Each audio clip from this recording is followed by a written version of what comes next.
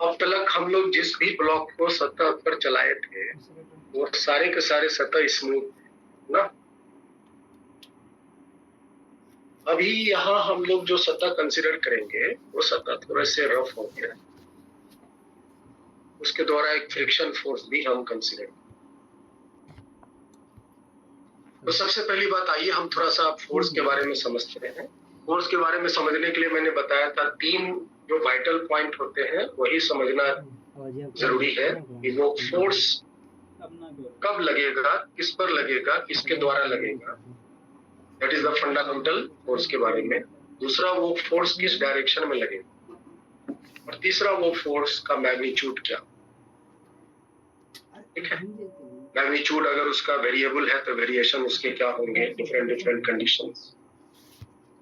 तो हम इस फ्रिक्शन के बारे में ये 3 पॉइंट को ध्यान में रखते हुए समझें। सबसे पहली बात कि ये जो फ्रिक्शन फोर्स है उसके लगने के क्या शर्त और ये कैसा फोर्स है। सबसे पहली बात याद रखिए, friction force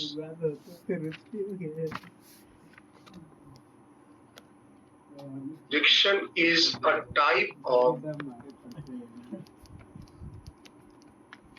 contact force.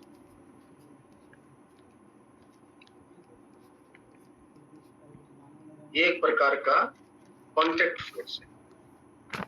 Basically it is the tangential component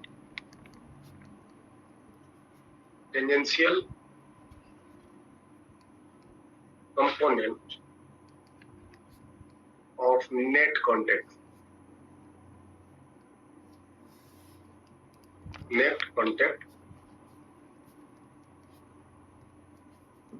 है ना।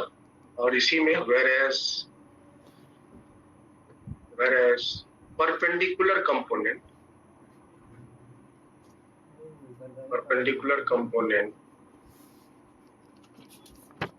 of net contact force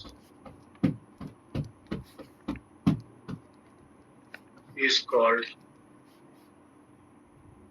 normal force या normal reaction।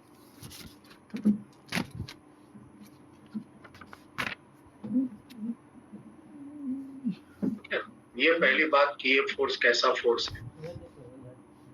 जैसे मान लीजिए कि कोई एक सरफेस है,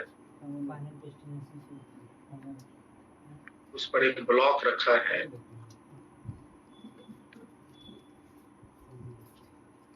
और इस ब्लॉक के किसी एक डायरेक्शन में ये जो आपस में कांटेक्ट बने हैं, इन दो सरफेसेस के जो कांटेक्ट बने हैं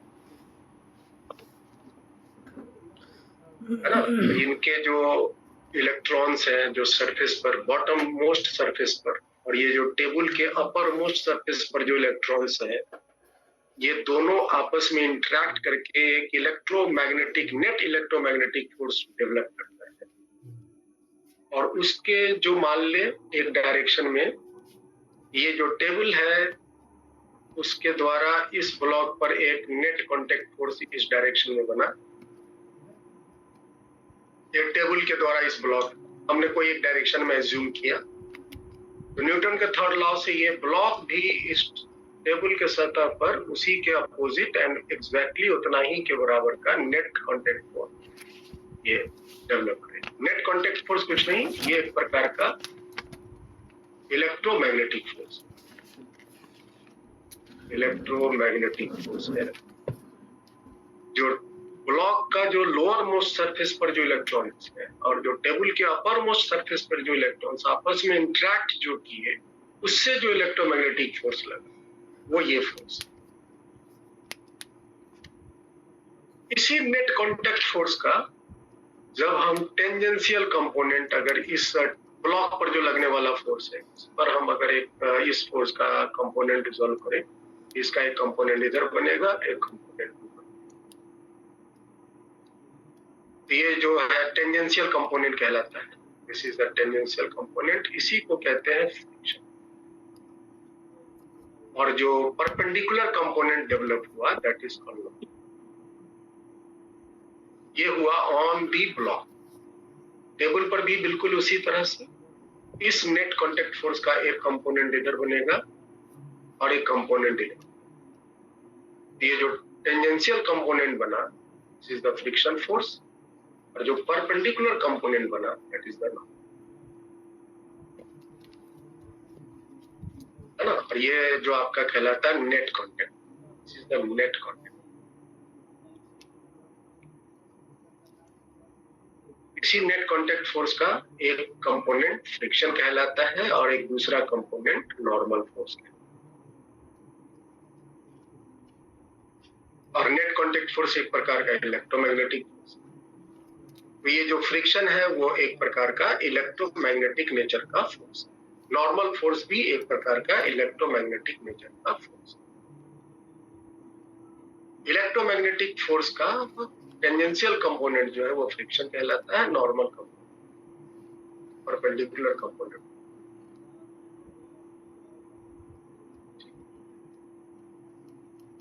नेक्स्ट, अच्छा हम अगर यहीं पर बात करें नेट कांटेक्ट फोर्स की, तो आप कह सकते हो नेट जो कांटेक्ट फोर्स है this is nothing but is square root of normal square plus friction.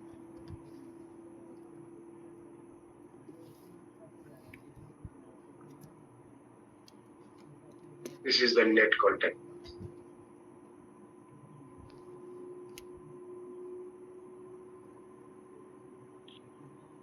तो आज के बाद से अगर कभी भी आपसे अगर ये पूछा जाए कि सतह के द्वारा ब्लॉक पर कितना फोर्स लगेगा, तो देखो सतह के द्वारा ब्लॉक पर ये जो मान लो ये टेबल है, तो टेबल के द्वारा ब्लॉक पर कौन सी फोर्स लग रही? वेदांत तुम बताओ। ये आपका टेबल है, ये टेबल के द्वारा ब्लॉक पर फोर्स कौन सी लग रही? तो नॉर्मल लग रहा है। तो टेबल के द्वारा जो ब्लॉक पर फोर्स है वो है ये वाला, that is the net contact. Table के द्वारा ब्लॉक पर जो फोर्स लग रहा है that is the net contact. कोई भी कांटेक्ट किसी भी सतह पर जो फोर्स लगाएगा वो लगाएगा नेट कांटेक्ट, और वो नेट कांटेक्ट फोर्स क्या होता है? तो नॉर्मल फोर्स और फ्रिक्शन फोर्स का resultant. Net contact force is the resultant of normal and friction.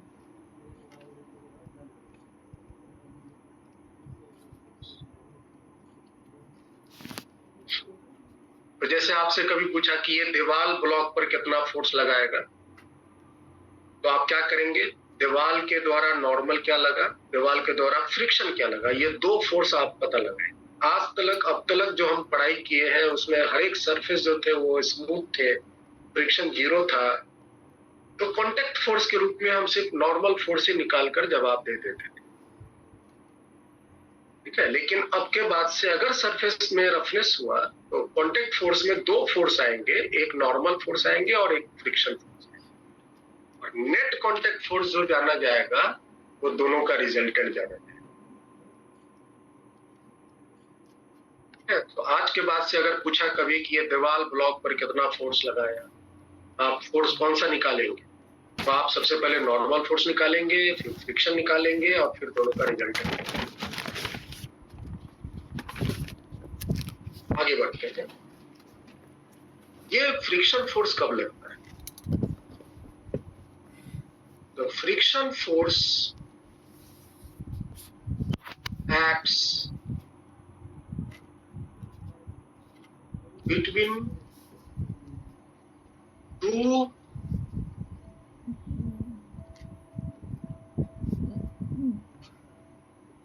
rough contact surfaces when they either slide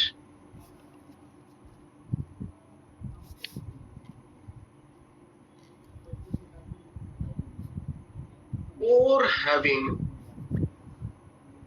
tendency of sliding।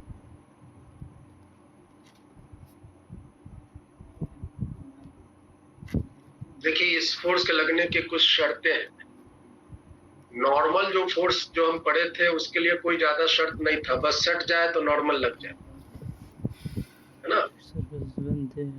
लेकिन ये जो फ्रिक्शन फोर्स है उसको डेवलप होने के 3 शर्त। पहला शर्त क्या है कि 2 सतह रफ होने चाहिए। दूसरा शर्त है कि वो दोनों रफ सतह कांटेक्ट में होना चाहिए। और तीसरा शर्त है कि वो दोनों रफ सटा हुआ सतह या तो आपस में एक दूसरे के ऊपर स्लाइड करना चाहिए या नहीं तो उसमें स्लाइडिंग की टेंडेंसी। अगर तीनों में से कोई भी एक शर्त अगर फेल हो गया तो ये फ्रिक्शन नहीं लगेगा। मान लो कि कांटेक्ट है, स्लाइड भी कर रहा है लेकिन रफ नहीं है, वहां हम फ्रिक्शन को 0 बोलेंगे। मान लो कि रफ है, कांटेक्ट में भी है, लेकिन ना ही वो स्लाइड कर रहा है और ना ही उसमें स्लाइडिंग की टेंडेंसी है, तब भी वहां फ्रिक्शन फोर्स नहीं लगेगा।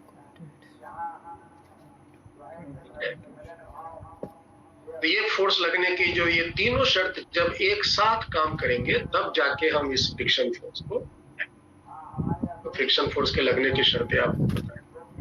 जैसे हम यहाँ एक एग्जांपल से समझ लें। सपोज करो एक ब्लॉक है, ये सरफेस रफ है और ये ब्लॉक उस रफ सरफेस पर रेस्ट हुए। बताओ तो इस ब्लॉक पर फ्रिक्शन फोर्स लगेगा कि नहीं लगेगा?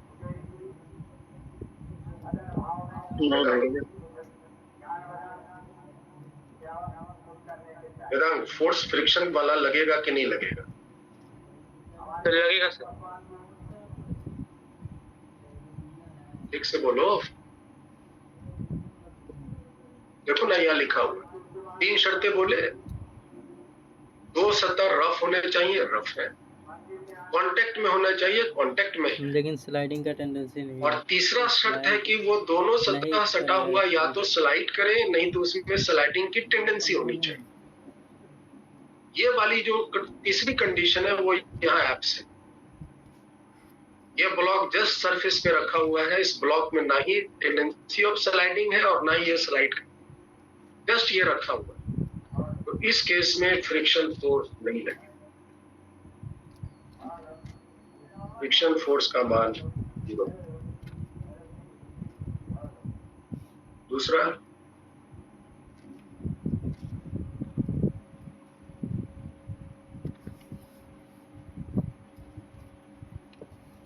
ये ब्लॉक आगे मूव कर रहा है और ये सरफेस रफ, ये सरफेस स्मूथ। बताइए यहाँ फ्रिक्शन फोर्स लगेगा नहीं लगेगा? वेदांत, सर अब लग जाएगा। तब अब भी नहीं लगे है ना, क्योंकि ये सतह स्मूथ है ना वेदांत। Yes sir. मूव तो कर रहा है, सटा भी हुआ है, लेकिन सतह क्या है इसमें? यहाँ पर फिर फ्रिक्शन का।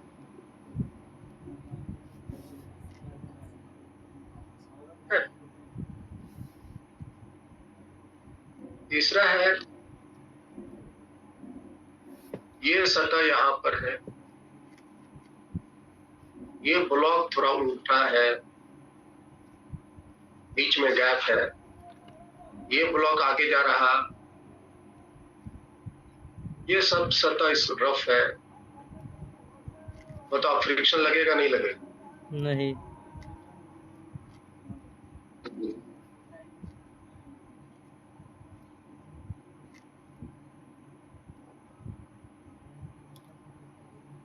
अरे बोलो भाई, फ्रिक्शन फोर्स नहीं लगेगा ना, क्योंकि कांटेक्ट में नहीं है। No contact. इसी तरह से मैनेज किए हुए हैं। ब्लॉक जस्ट सरफेस के ऊपर थोड़ा ऊपरी ऊपर चल रहा है, ऊपर ही ऊपर चल रहा है, सतह से सटा नहीं है, कांटेक्ट में नहीं है। तो शर्तें समझ लीजिए कि दो सतह रफ होने चाहिए, कांटेक्ट में होने चाहिए, और फिर वो दोनों कांटेक्ट में सटा हुआ रफ सतह जो है वो या तो एक दूसरे के ऊपर स्लाइड करना चाहिए, नहीं तो उसमें स्लाइडिंग की टेंडेंसी। अब जैसे बताओ, ये ब्लॉक है, ये रफ सरफेस पे रखा हुआ है, एक फोर्स हम आगे की तरफ लगाए, लेकिन ये ब्लॉक रेस्ट। बताओ वेदांत, अभी फ्रिक्शन फोर्स लगेगा नहीं लगेगा? सर अब लगेगा। अब लगेगा, स्लाइडिंग क्योंकि ये फोर्स चलो ठीक है लगा ब्लॉक पे, ब्लॉक नहीं चला चलो ठीक है, लेकिन ये फोर्स तो इसमें चलने की तो टेंडेंसी दे ही रहा है। यहाँ पर फ्रिक्शन फोर्स लगेंगे, फ्रिक्शन फोर्स के मान यहाँ पर 0 नहीं होंगे, फ्रिक्शन फोर्स लगेंगे।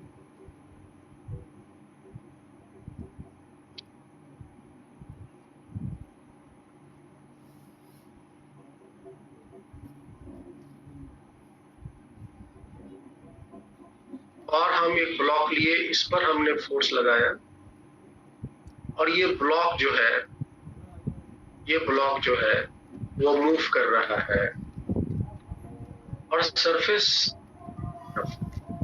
बताओ फ्रिक्शन लगेगा ना? फ्रिक्शन यहाँ पर 0 नहीं होगा, फ्रिक्शन लगेगा।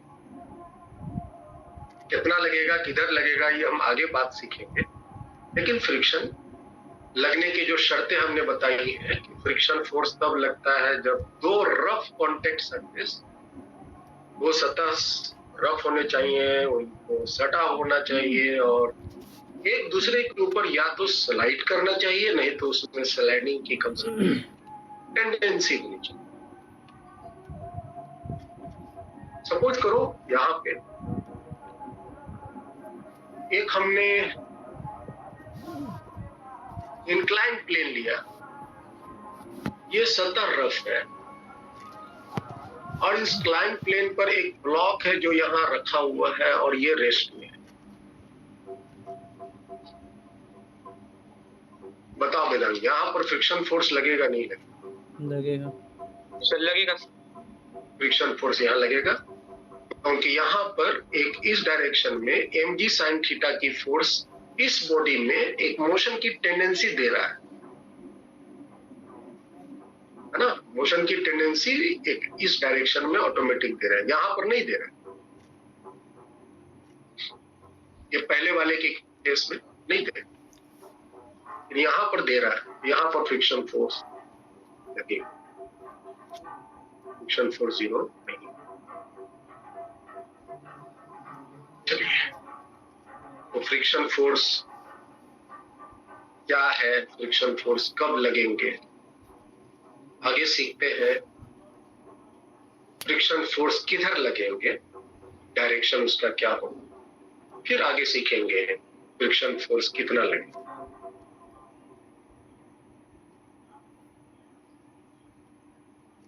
नेक्स्ट है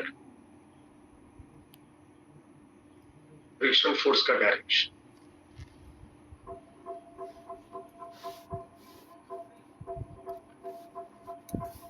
Direction of friction.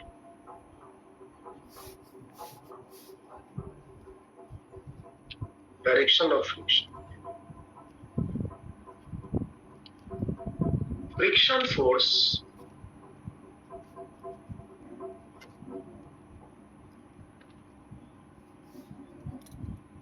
always act along the contact surfaces, along the contact surfaces, contact surfaces के along, जो भी सतह सटा हुआ है उसके along में लगेगा। Always act along the contact surfaces, that is tangential direction कह सकते हैं, tangential direction। Always act along the contact surfaces and acts opposite to relative motion के अपोजिट और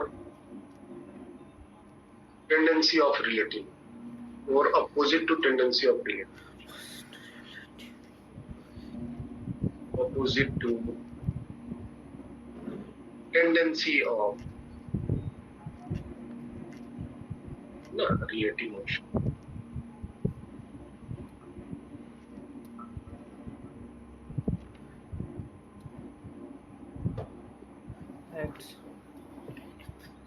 एक ब्लॉक जिस सतह पे रखा हो, एक ब्लॉक जिस सतह पे रखा हो, सतह के रेस्पेक्ट में ब्लॉक जिस दिशा में जाना चाहेगा वो सतह उस ब्लॉक को अपने रेस्पेक्ट में अपोजिट डायरेक्शन में हो सकता है।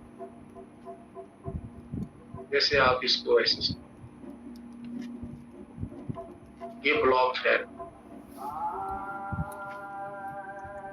ये रफ सरफेस है। अभी हम सब सरफेस को रफ लेंगे जहां फ्रिक्शन के बाद, और हमने इस पर एक फोर्स लगाया है इसका। हालांकि ये बॉडी रेस्ट में है, ये बॉडी रेस्ट में है, ठीक है। तो यहाँ फ्रिक्शन तो लगेगा, कांटेक्ट में है, सतह रफ भी है, और एक फोर्स एफ इसको टेंडेंसी ऑफ मोशन भी प्रोवाइड कर रहा है, तो फ्रिक्शन तो लगेगा। तो आप देखो, तो ये जो कॉन्टेक्ट, ये जो टेबल है, टेबल के रेस्पेक्ट बताओ यहाँ पर कि हम फ्रिक्शन फोर्स किस पे लगाना चाहते हैं? हम ब्लॉक पे लगाना, और इस ब्लॉक पर फ्रिक्शन कौन लगाएगा? तो इस ब्लॉक पर फ्रिक्शन लगाएगा टेबल। तो आप ये पता करो कि टेबल के रेस्पेक्ट में ब्लॉक किस डायरेक्शन में जाना चाहते हैं। टेबल के रिलेटिव ब्लॉक की टेंडेंसी ऑफ मोशन या मोशन किस डायरेक्शन में आगे है। अगर आप टेबल पर बैठ जाओ तो टेबल के रेस्पेक्ट में ये ब्लॉक की आगे जाने की टेंडेंसी है, तो ये जो टेबल है उस पर अपोजिट डायरेक्शन में।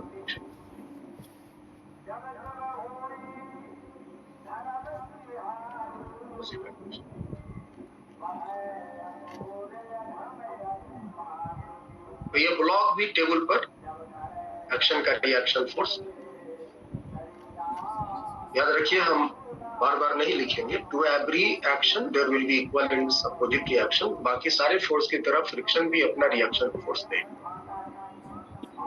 ये जो फ्रिक्शन है जो ब्लॉक पर लगा वो टेबल ने लगाया, और ये जो टेबल पर फ्रिक्शन है वो ब्लॉक।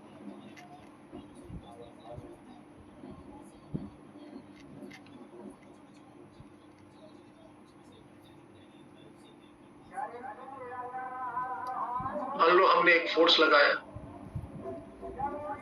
और ये ब्लॉक जो है वो आगे के डायरेक्शन में मूव कर रहा है।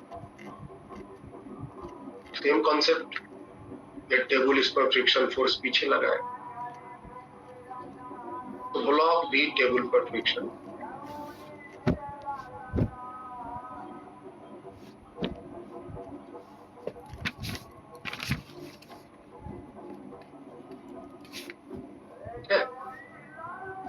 सपोज करो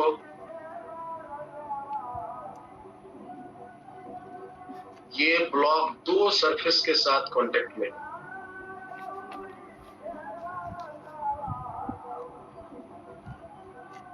और इस ब्लॉक पर हम एक आगे के डायरेक्शन में फोर्स लगा रहे हैं, दोनों सतह रफ है। ये ऊपर वाले सतह से भी घसटा रहा है और नीचे वाले सतह से भी घसटा रहा है, और ऊपर वाले सतह के रिस्पेक्ट में भी ये ब्लॉक आगे जा रहा है, आगे जाने की टेंडेंसी आगे जा रहा है, या नीचे वाले के रिस्पेक्ट में भी ये ब्लॉक आगे ही जा रहा है। इसका मतलब ऊपर वाला भी इस पर एक फ्रिक्शन पीछे लगाएगा, और नीचे वाला सरफेस भी ब्लॉक पर फ्रिक्शन।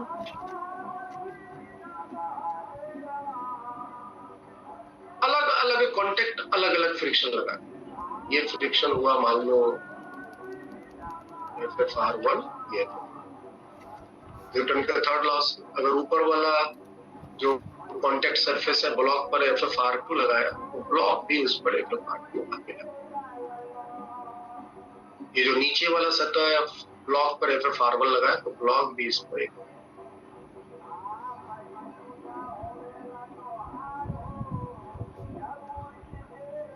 ठीक है जी,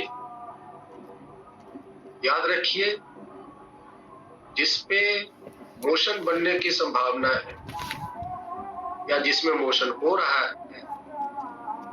उससे सटा हुआ जितने सतह वो सब उस बॉडी पे फ्रिक्शन लगाएंगे।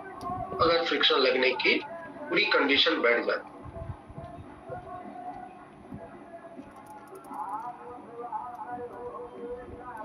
मान लीजिए कि ये एक ब्लॉक, इसके नीचे एक और ब्लॉक और नीचे ये सतह,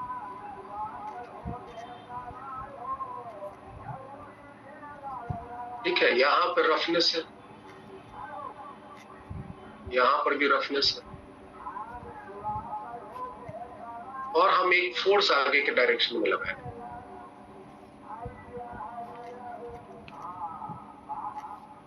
हमें पता लगाना है कि किस ब्लॉक पर किस किस डायरेक्शन में, है ना, फ्रिक्शन फोर्स लगेगा। अभी हम सिर्फ डायरेक्शन की बात करें तो देखो ध्यान से, यहाँ पे किस ब्लॉक में चलने की टेंडेंसी है, ऊपर वाले ब्लॉक में, है ना वेदांत? ऊपर वाले ब्लॉक में चलने की टेंडेंसी है, तो इसके साथ सटा हुआ जो सतह है, ये जो नीचे वाले ब्लॉक का जो ऊपरी सतह है, वो इसको आगे जाने से रोकेगा तो फोर्स पीछे करने के लिए फ्रिक्शन पीछे।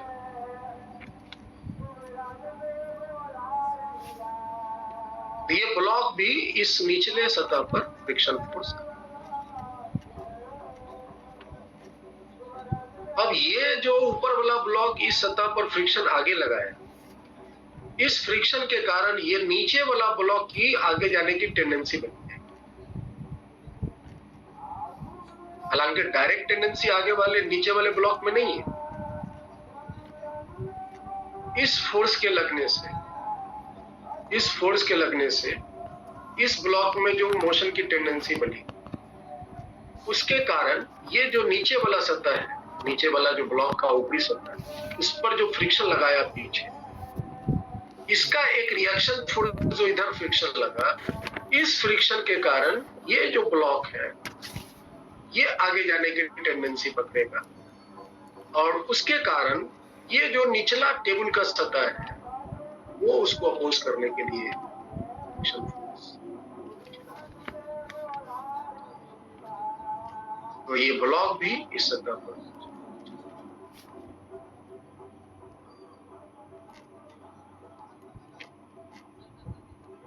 समझ आ रहा है वेदांत? समझ में आ रहा है? यस सपोज करो ये एक ब्लॉक है, इसके नीचे एक और ब्लॉक है, इसके नीचे ये सतह है, ये सतह स्मूथ है और इस पर हम एक फोर्स लगा रहे हैं आगे, और यहां रफ,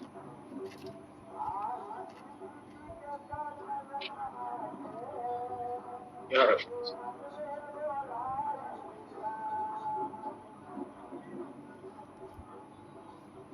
ठीक है, बताइए फ्रिक्शन फोर्स। अब देखो ये जो नीचे वाला ब्लॉक तुम देख रहे हो,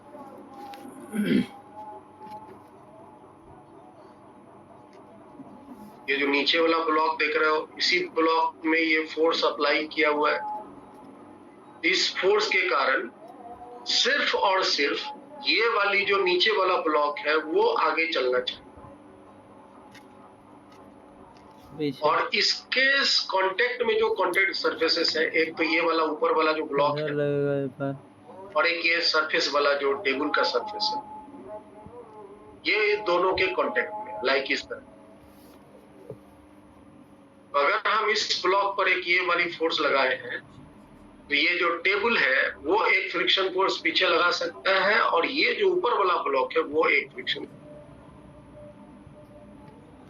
टेबल तो लगाएगा नहीं, टेबल तो लगाएगा नहीं, टेबल लगाने की संभावना तो है लेकिन लगाएगा नहीं, फ्रिक्शन यहाँ 0 हो, लेकिन ये ब्लॉक जरूर पीछे लगा। वही तो न्यूटन के थर्ड लॉ से अगर ये ब्लॉक ने इस ब्लॉक पर, ऊपर वाला ने नीचे वाले पे फ्रिक्शन लगाया तो नीचे वाला भी।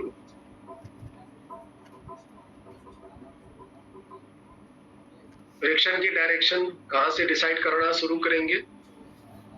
बॉडी की जो इस पर फोर्स लग रही है, जिसके मोशन में टेंडेंसी हो रही है या जिसमें मोशन हो रहा है, वहां से हम अप्लाई करते हैं।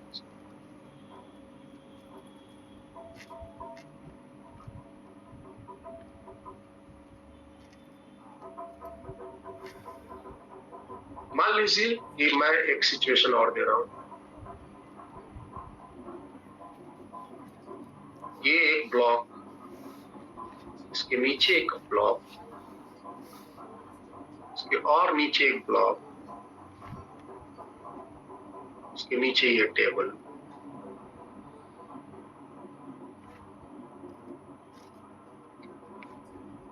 ऊपर में हम एक फोर्स लगा दिए।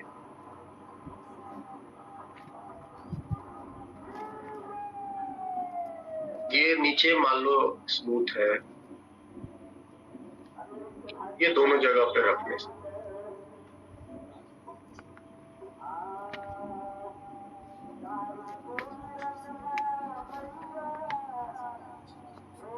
फ्रिक्शन फोर्स डिसाइड करना है, डायरेक्शन उसको हम ऊपर से लगाना शुरू करेंगे। इस फोर्स के अप्लाई करने से, ये फोर्स के अप्लाई करने से सिर्फ और सिर्फ ये वाली जो ऊपर वाली ब्लॉक है वो आगे जाना चाहेगा, तो इसके कांटेक्ट में जो ये वाला सरफेस है वो इसको रिलेटिवली अपोज करेगा पीछे के डायरेक्शन में।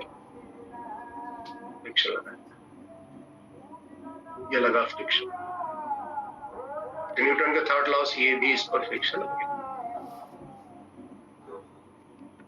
अब जो ये फ्रिक्शन लगा, ये फ्रिक्शन लगा, इस फ्रिक्शन के कारण ये जो ब्लॉक है, ये जो ब्लॉक वो अब इसमें टेंडेंसी ऑफ मोशन आगे पकड़ लेगा। तो ये जो नीचे वाला सरफेस है वो अब इसको आगे जाने से रोकेगा, पीछे लगेगा, लगाएगा, फ्रिक्शन पीछे लगेगा, इस पर लगाएगा। न्यूटन के थर्ड लॉ से ये भी इस पर एक फ्रिक्शन, और फिर इस बॉडी पर आगे के डायरेक्शन में जो फ्रिक्शन 2 लगा, जिसके कारण इसमें आगे की टेंडेंसी बनी, और इसको रोकने वाला पीछे कोई नहीं है, ये तो सरफेस स्मूथ है। ये जो नीचे वाला ब्लॉक है वो चलेगा। तो ये आपकी मोशन की सिचुएशन, फ्रिक्शन फोर्स का डायरेक्शन डिसाइड। सपोज करो कि अगर हम ये वाली फोर्स यहाँ नहीं लगाते, नीचे में लगाते, तो फिर क्या होता भाई?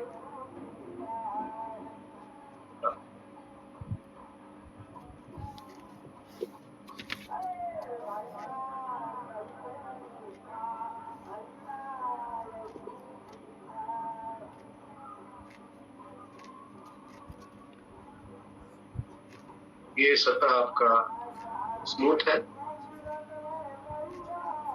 और हमने एक फोर्स यहाँ अप्लाई, यहाँ और यहाँ, इन दोनों जगह पे रफ, यहाँ भी रफ है, यहाँ भी रफ।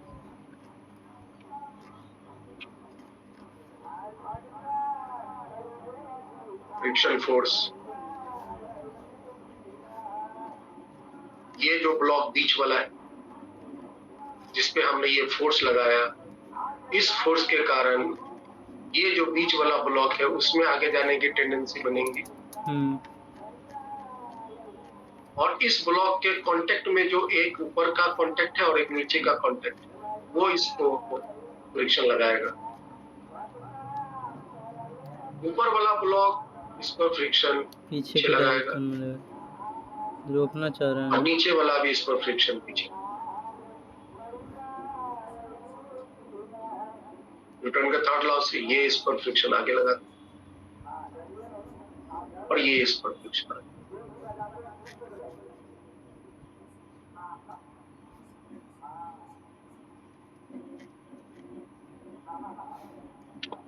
समझ आ रहा है? डायरेक्शन समझ में आ रहा है?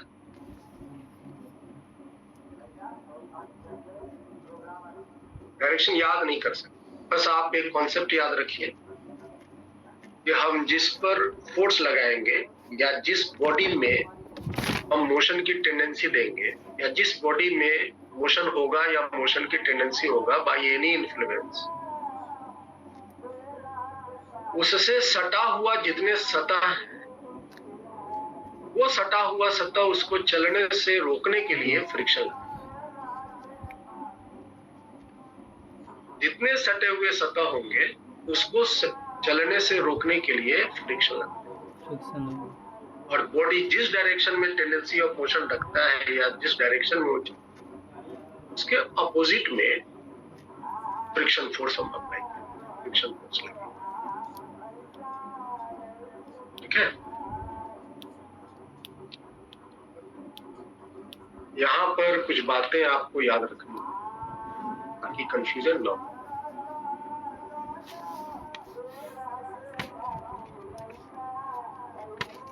पहला, friction force may act either along or opposite to motion of a body.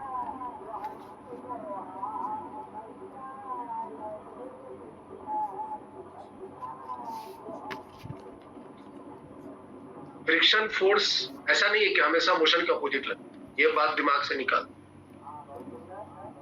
ज्यादातर केस में लगता है लेकिन ऐसा नहीं है। फ्रिक्शन फोर्स मोशन के अलोंग भी लग सकता है, मोशन के अपोजिट भी लग सकता है, but always act opposite to relative motion, लेकिन ये हमेशा रिलेटिव मोशन के अपोजिट और टेंडेंसी ऑफ मोशन।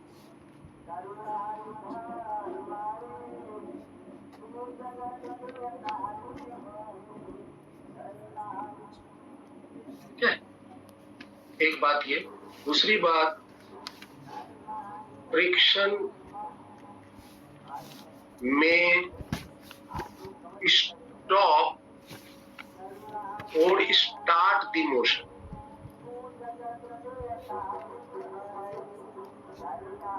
ऐसा नहीं कि फ्रिक्शन मोशन को रोकता है, फ्रिक्शन मोशन को नहीं रोकता। फ्रिक्शन कभी कभी मोशन को स्टार्ट भी करता है। फ्रिक्शन ना हो तो मोशन होगा ही नहीं। फ्रिक्शन अगर ना हो मोशन होगा ही नहीं।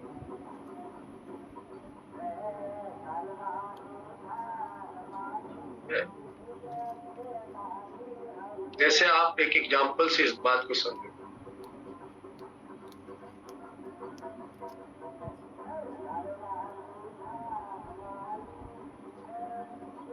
मैंने 2 ब्लॉक लिया,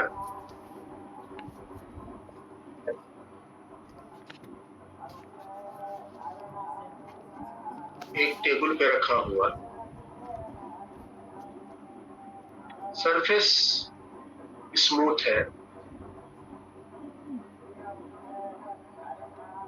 यहां रफ है, और हम एक फोर्स ऊपर वाले ब्लॉक पर लगाए। नीचे वाले ब्लॉक पर फोर्स मैंने नहीं लगाया, नीचे वाले ब्लॉक पर मैंने फोर्स कुछ भी नहीं लगाया, हमने जो लगाया ऊपर वाले ब्लॉक। बताओ तो क्या होगा? क्या सिर्फ ऊपर वाला चलेगा या दोनों चलेगा?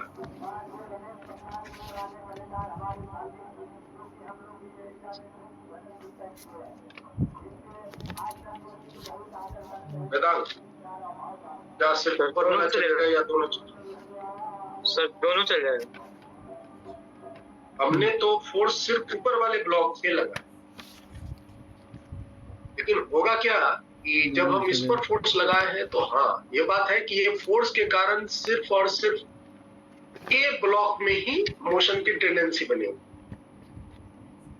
ये जो फोर्स लगाया उस फोर्स के कारण सिर्फ इस ए ब्लॉक में ही मोशन की टेंडेंसी बनेगी, और इसके कांटेक्ट में जो बी ब्लॉक का सतह है वो इसको अपोज करने के लिए फ्रिक्शन लगाएगा, रिलेटिव हीट लगाएगा।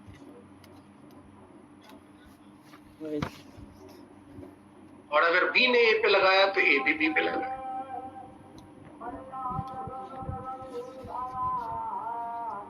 ए भी बी पे लगाया। अगर हम इन दोनों का अलग अलग फ्री बॉडी डायग्राम बनाए,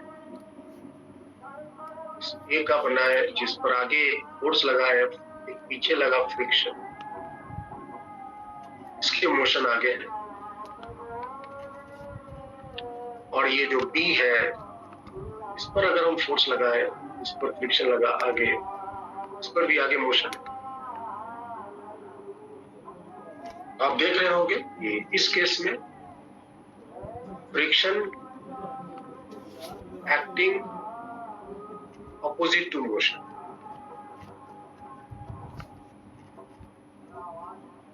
नीचे वाले के केस में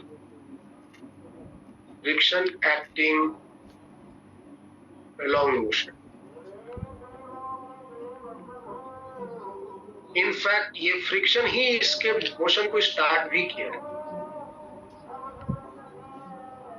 इनफैक्ट ये जो फ्रिक्शन है, ये फ्रिक्शन ही इस बी ब्लॉक को चलाया है। अगर यहाँ फ्रिक्शन नहीं होता और फिर हम जब ए पर फोर्स लगाते तो फिर क्या होता? प्रदीप कुमार, अगर यहाँ फ्रिक्शन नहीं होता, ये रफ नहीं होता, ये सतह स्मूथ होता, ये फ्रिक्शन नहीं लगता और सिर्फ हम ऊपर वाले ब्लॉक में एक फोर्स लगाते तो फिर क्या होता? तब उस केस में सिर्फ ऊपर वाला ब्लॉक ए ही चलता है, बी वहीं का वहीं रुका है। इनफैक्ट यहाँ जो बी के चलने का कारण है वो फ्रिक्शन है। And friction start the motion of B।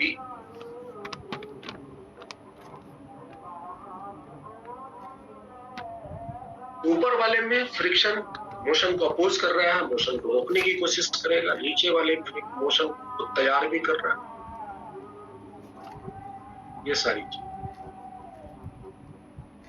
ये हो गए फ्रिक्शन के डायरेक्शन। सबसे इंपॉर्टेंट है फ्रिक्शन का magnitude.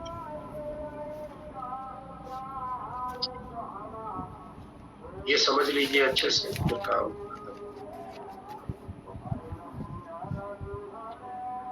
Now let me start to understand the magnitude of friction।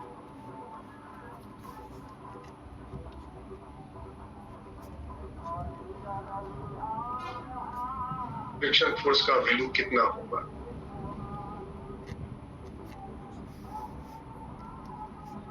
इसका जवाब है magnitude of friction depends on situation.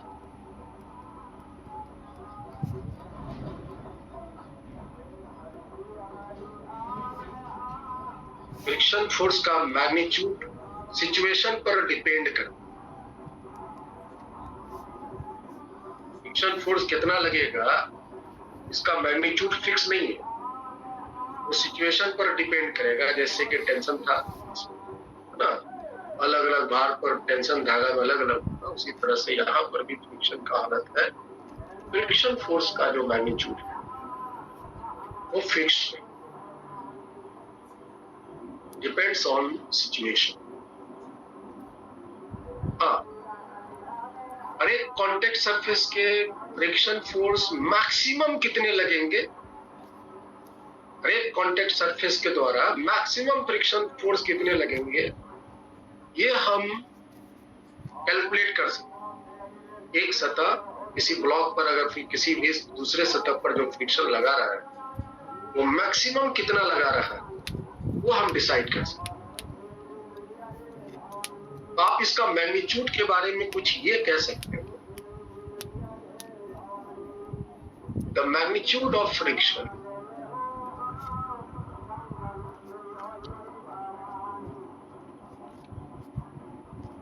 may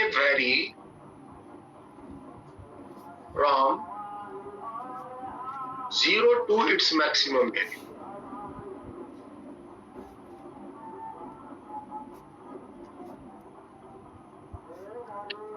zero से मैक्सिमम वैल्यू तक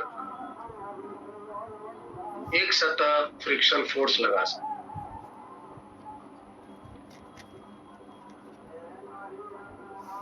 और इसका मैक्सिमम वैल्यू क्या? Maximum value of friction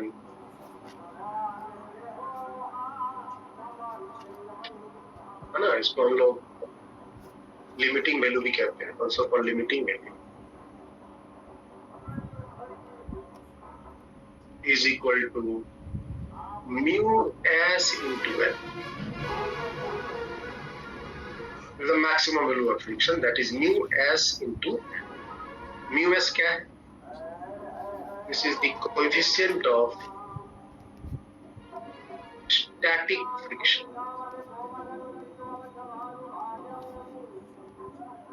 Coefficient of static friction.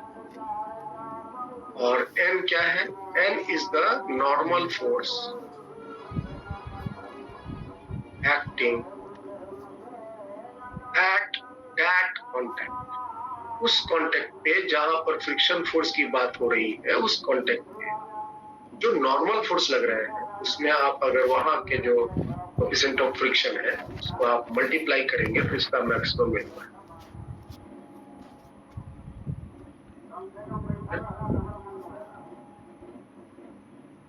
Friction force का magnitude fix नहीं है भाई।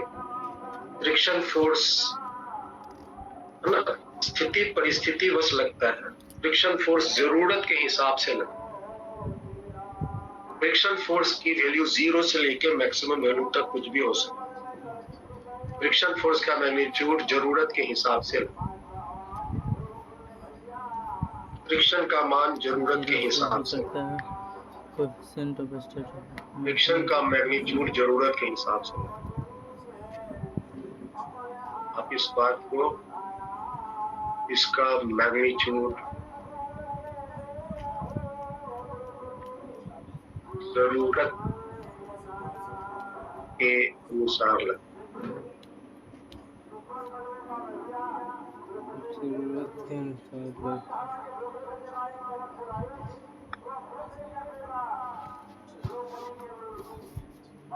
अब थोड़ा आप फ्रिक्शन का भावना समझिए। फ्रिक्शन फोर्स चाहता क्या है?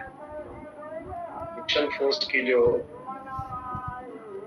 नेचर है, फ्रिक्शन फोर्स का जो टेंडेंसी है, वो ये चाहता है कि जो सतह मेरे साथ सटा हुआ है वो मेरे ऊपर ना घसटाए, वो मेरे ऊपर न घसटाए। और अगर वो ब्लॉक अगर आगे जाना चाहता है, वो जो सतह है, जैसे कि मान लो ये एक टेबल है जिस पर एक ब्लॉक है,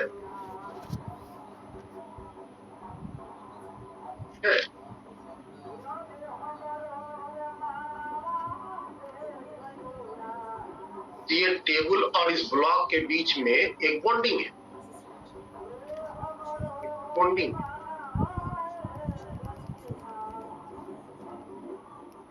और अगर ये ब्लॉक पर हम आगे किसी तरह का मोशन की टेंडेंसी देते हैं या मोशन देते हैं, तो ये जो नीचे वाला टेबल का सतह है वो चाहता है कि ये ब्लॉक मेरे ऊपर ना घसटाए। तो घसटाने से रोकने के लिए वो एक फ्रिक्शन पीछे की तरफ अप्लाई करता है।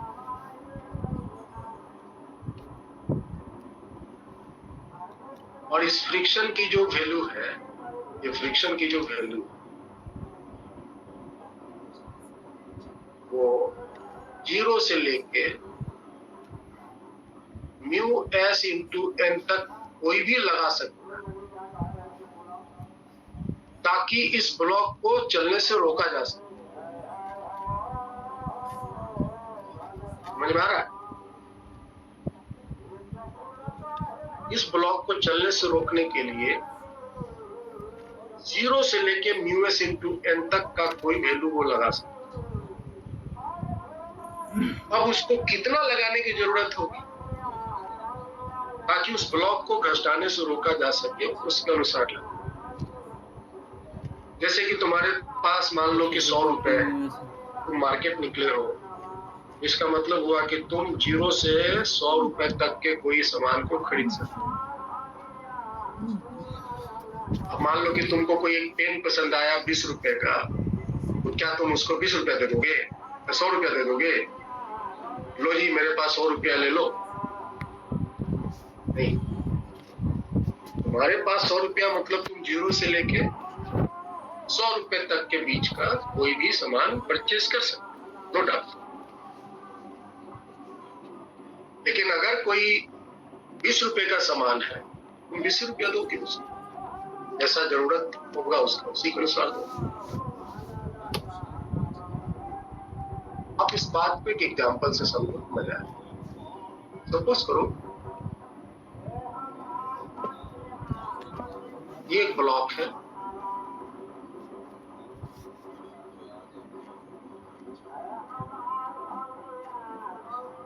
और इसका μs वैल्यू 0.5 है, और ये जो ब्लॉक है वो 2 kg का है। इस पर हम एक फोर्स लगा रहे हैं, इस पर हम एक फोर्स लगा रहे हैं, ठीक है।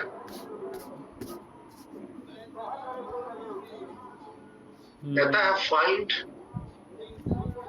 Magnitude of friction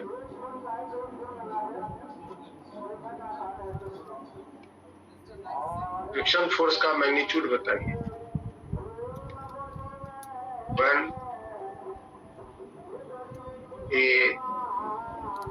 F is 0 Newton, F is 2 Newton,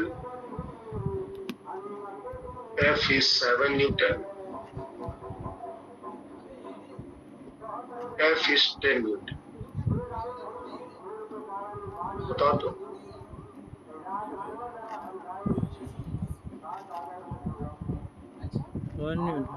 जी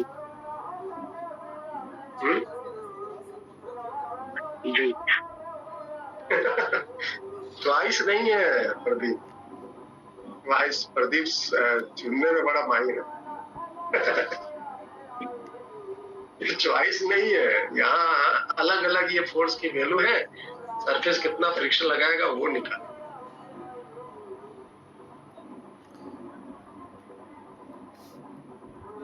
तो जितनी वैल्यू है सर उसके इक्वली लगा देगा सर। हाँ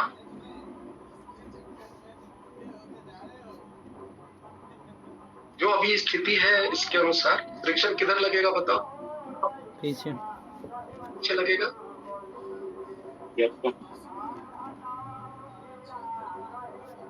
पीछे लगेगा। जब भी हम फ्रिक्शन के कोई सवाल को सॉल्व करते हैं तो हम पूरी तरह से समझ के उसको बनाने के लिए पहला काम फ्रिक्शन की मैक्सिमम वैल्यू डिसाइड कि भाई फ्रिक्शन की औकात क्या है, फ्रिक्शन की ताकत क्या है, वो है। अब यहाँ n का वैल्यू आप बता सकते हो, मास के कारण नीचे n और कांटेक्ट में होने के कारण सरफेस पर नॉर्मल, यही कांटेक्ट जहाँ पे फ्रिक्शन लग रहा है वही कांटेक्ट पे नॉर्मल। इस केस में n बराबर तो 2g, g का मान 10 ले लेना, तो यहाँ पे μs की वैल्यू तो 0.5 है और n की वैल्यू हो गई 2 into c का पॉइंट हटाएंगे तो नीचे 10 और ये वैल्यू हो गया 10। याद रखिए फ्रिक्शन की मैक्सिमम वैल्यू है 10 न्यूटन, ना कि फ्रिक्शन का मान है 10 न्यूटन। फ्रिक्शन की औकात है 10 न्यूटन। इसका मतलब ये होगा, it means friction value may be from 0 newton to 10। 10 newton से ज्यादा नहीं हो सकता, ये समझो। 10 न्यूटन से ज्यादा नहीं हो सकता। समझ आया?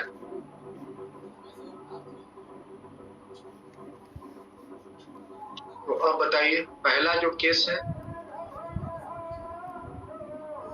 केस है जिसपे हमने इस पर इस डायरेक्शन में 0 न्यूटन का फोर्स लगाया, इसको कॉपी कर लेते, 4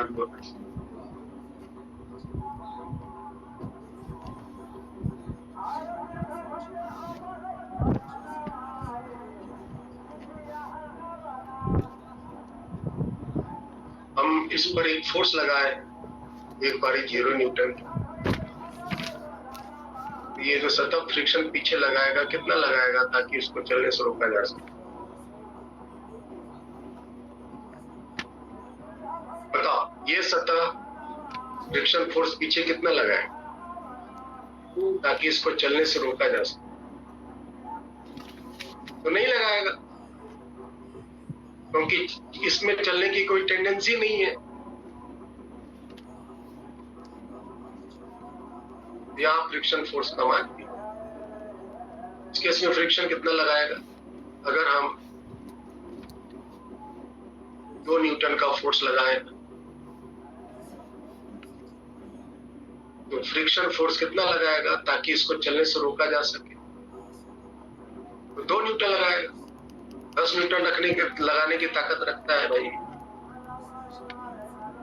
वो तो लगा ही सकता है। यहाँ पे अगर हम फ्रिक्शन फोर्स जो अप्लाई किए उसका मान 7 न्यूटन, तो बताओ यहाँ फ्रिक्शन फोर्स कितना लगाएगा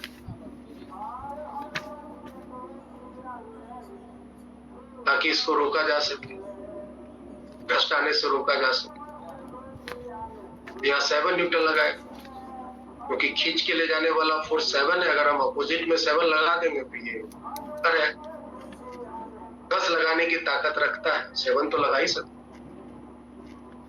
यहाँ पे हम अगर 10 न्यूटन का फोर्स लगाए तो बताइए पीछे फ्रिक्शन कितना लगेगा? 10। ये इसका मैक्सिमम है। अब इसके बाद अगर आप इधर से 10 न्यूटन से ज्यादा फोर्स लगा देंगे तब ये सरफेस उसको रोक नहीं पाएगा। अगर आप इधर 10 न्यूटन से ज्यादा फोर्स लगा देंगे ये सतह उसको नहीं रोक, क्योंकि ये सतह मैक्सिमम 10 न्यूटन तक ही फ्रिक्शन। बात समझ में आया?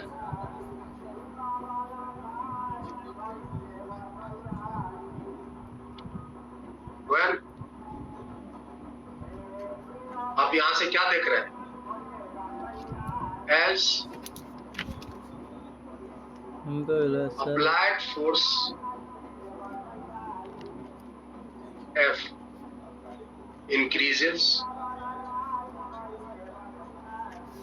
the friction force also increases.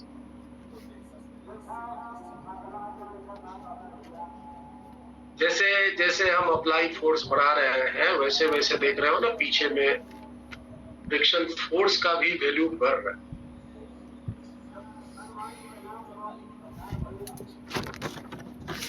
Till its maximum है।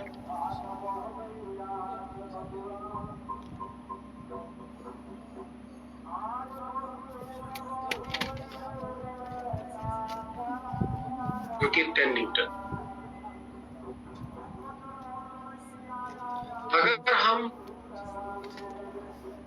अगर F अप्लाइड अगर 10 न्यूटन से ज्यादा हो जाए तो ब्लॉक स्टार्ट स्लाइडिंग। ब्लॉक चलना शुरू कर देगा। and the friction during motion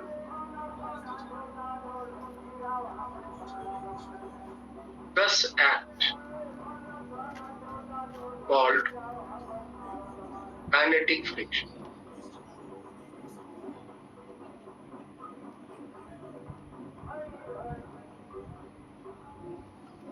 Whose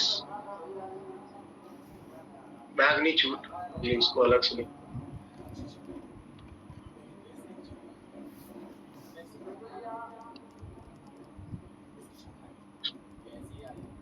magnitude of friction during sliding, ये बराबर होता है म्यू के इंटू एफ.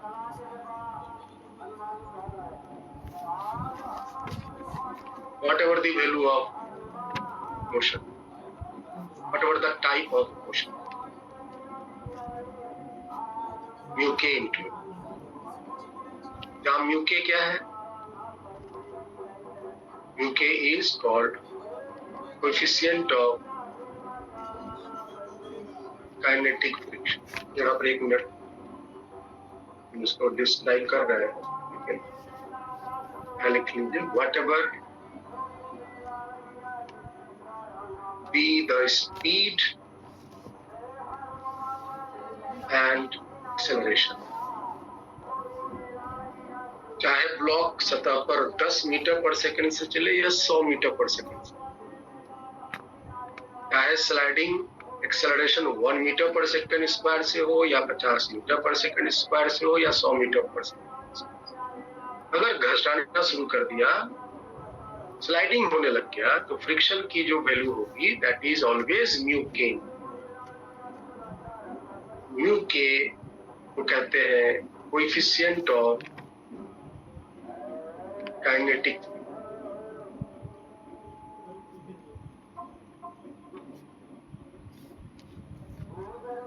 और इसका जो वैल्यू होता है, it's value is slightly less than mu in S.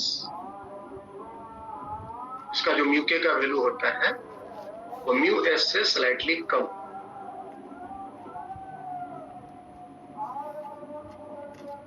और एन तो नॉर्मल फोर्स.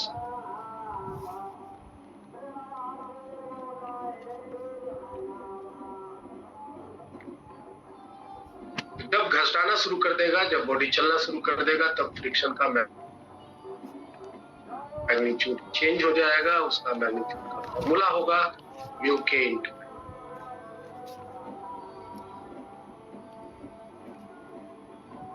ठीक है, तो फ्रिक्शन जब आप लगाते हैं बहुत सावधानी से लगाना पड़ता है. इसका कोई मैग्नीट्यूड फिक्स नहीं है.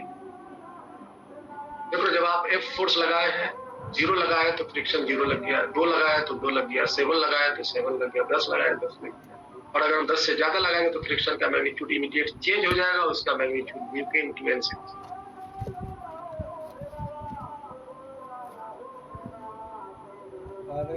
सपोज करो, एक हम एग्जाम्पल लेते हैं. इससे रख के देखेंगे.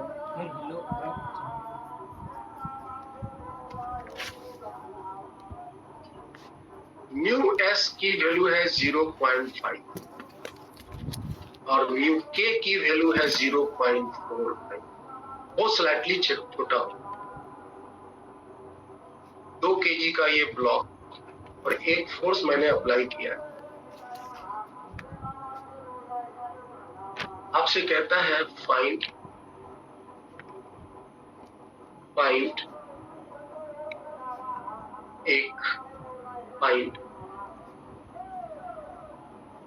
magnitude of friction when F is 0, F is 4 Newton, 8 Newton,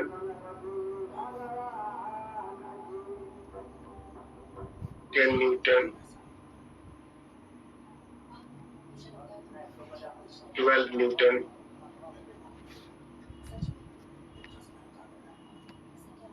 10 के बाद 11 न्यूटन, 13 न्यूटन, 15 न्यूटन। इन सभी केस में फ्रिक्शन फोर्स की मैग्नीट्यूड क्या होगी ये बताइए। Draw friction versus F graph as F increases linearly। अगर F linearly बढ़ रहा है 0, 1, 2, 3, 4, 5, 6, 7,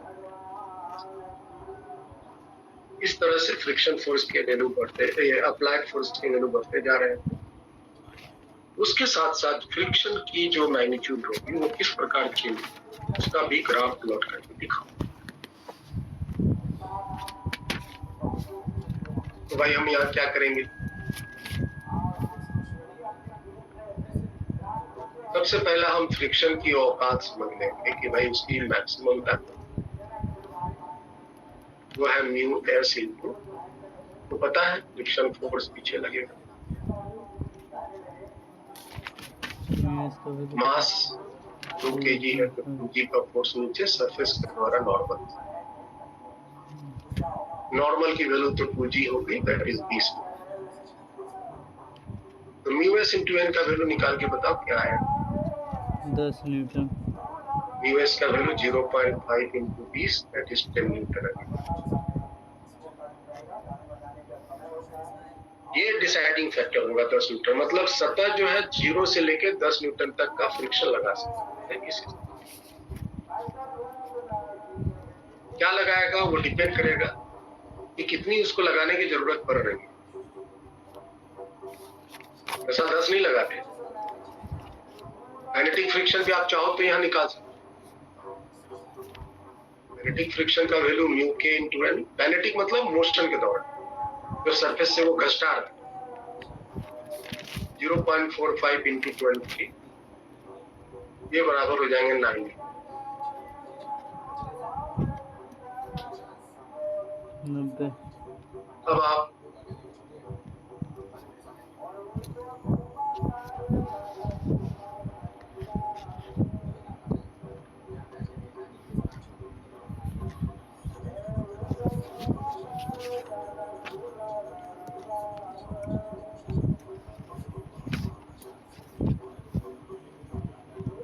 एक फोर्स आगे लगा और ऑफ कोर्स फ्रिक्शन पीछे लगेगा। फ्रिक्शन का मैग्नीट्यूड क्या होगा ये आपको ये स्थिति है।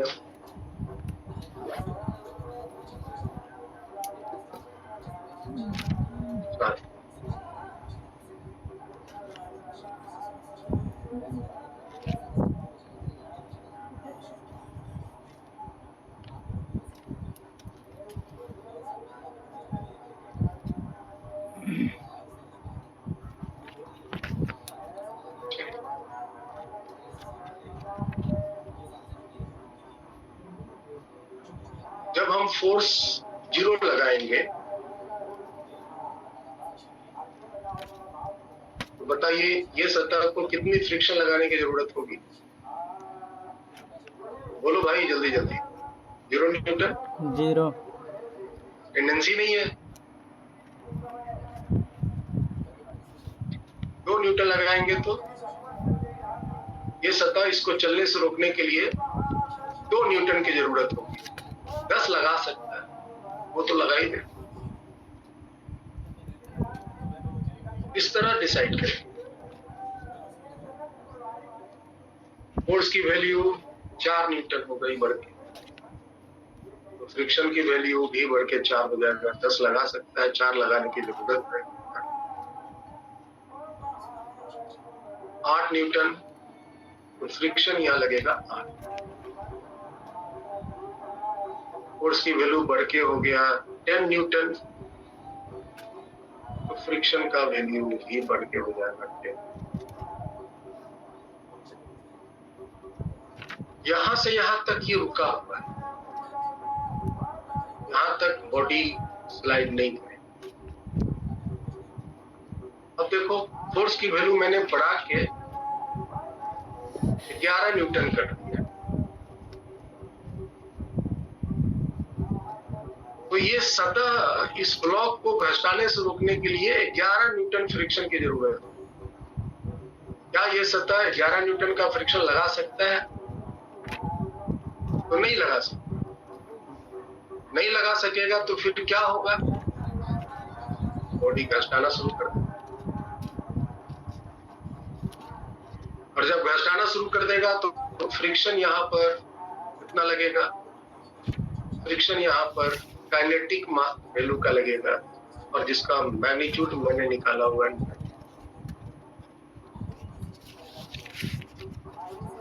फिर जब हम फोर्स की वैल्यू बढ़ा के 11 न्यूटन से 30 न्यूटन कर देंगे, है ना, तो बताओ क्या ये ब्लॉक रुका रहेगा या चलेगा? चलेगा, क्योंकि सरफेस को रोकने के लिए 30 न्यूटन फ्रिक्शन की जरूरत है। सरफेस मैक्सिमम 10 ही लगा सकता है, तो ब्लॉक घसटाना शुरू कर देगा काइनेटिक में, और यहाँ 30 न्यूटन का। इसी तरह से एक और भी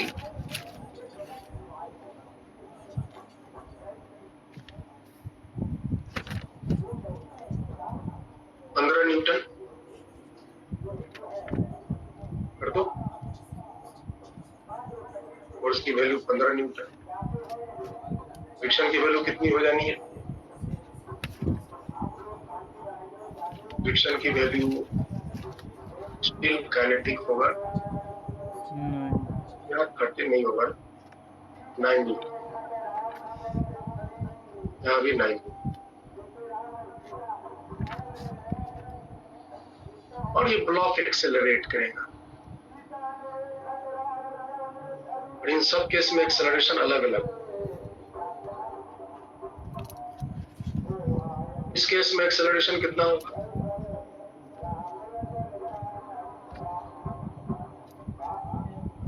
नेट कूलिंग फोर्स हो गया 11 माइनस 9, 2 मास 2/2 1 मीटर पर सेकेंड।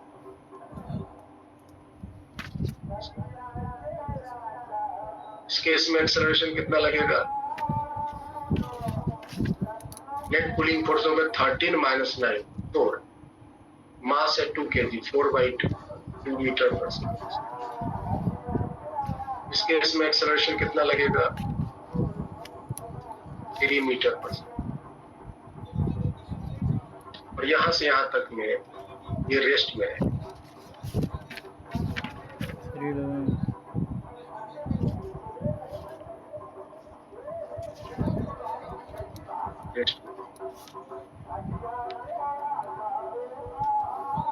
ऐसा हम अगर इसको जगह लेते हैं,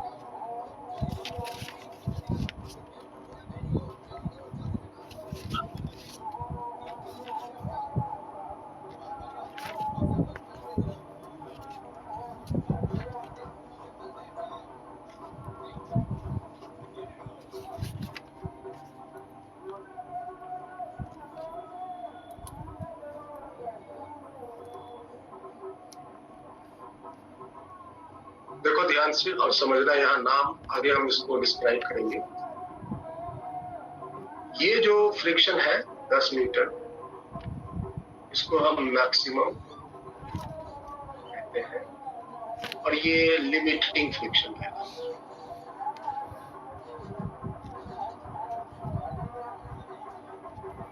और यहां से यहां तक ये पूरा का पूरा जो फ्रिक्शन है वो यहाँ से इनफैक्ट यहाँ तक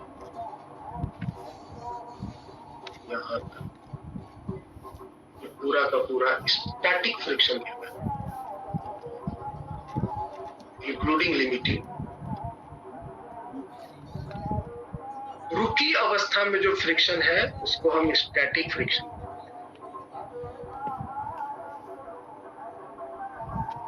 चलने की अवस्था जो फ्रिक्शन है काइनेटिक।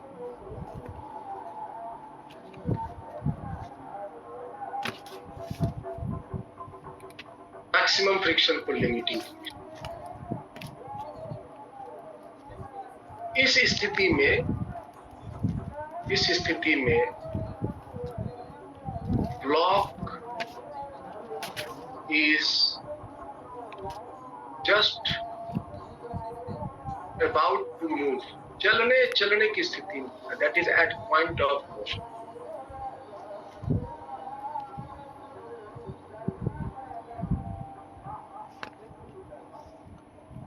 इस स्थिति में वो चलने की स्थिति में about to move, रुकी अवस्था में जो फ्रिक्शन है उसको स्टैटिक फ्रिक्शन कहते हैं।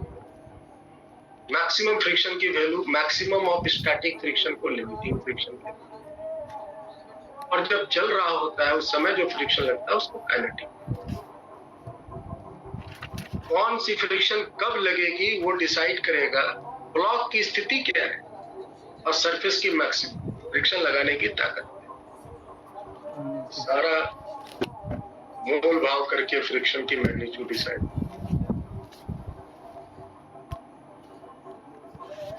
अब अगर हम इसका ग्राफ प्लॉट करें,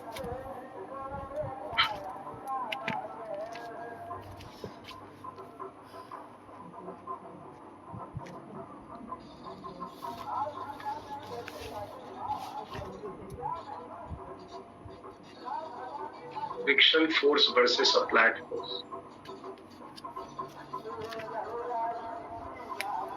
force is starting from zero, zero से ये फोर्स बढ़ रहा है। तो जैसे जैसे फोर्स बढ़ रहा है वैसे वैसे फ्रिक्शन भी बढ़ रहा है, जैसे जैसे फोर्स बढ़ रहा है वैसे वैसे फ्रिक्शन भी बढ़ रहा है ना, एग्जैक्टली इक्वल मात्रा।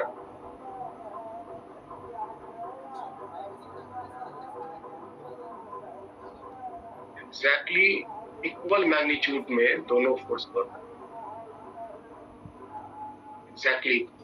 एग्जैक्टली इक्वल का मतलब हुआ ये जो एंगल है ये 45 डिग्री है, न 45 से कम न 45 से ज्यादा।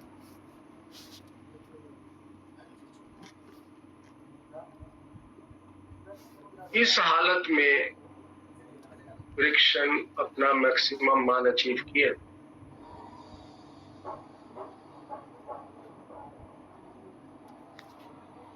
Limiting friction. फिर उसके बाद हम जैसे ही यहां से फोर्स का वैल्यू बढ़ाते जा रहे हैं, फ्रिक्शन स्लाइटली इमीडिएट थोड़ा सा कम हुआ, फ्रिक्शन स्लाइटली थोड़ा सा कम हुआ और फिर उसके बाद उसका मैग्नीट्यूड कांस्टेंट।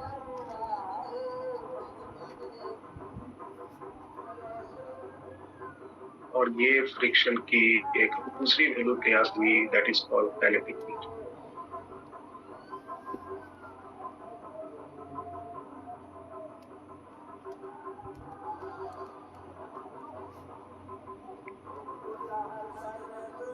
और ये जो पोजीशन हुआ यहाँ, एक हल्का सा इमीडिएट ट्रांजिशन होता है फ्रिक्शन की, उसको बोलते हैं किंक।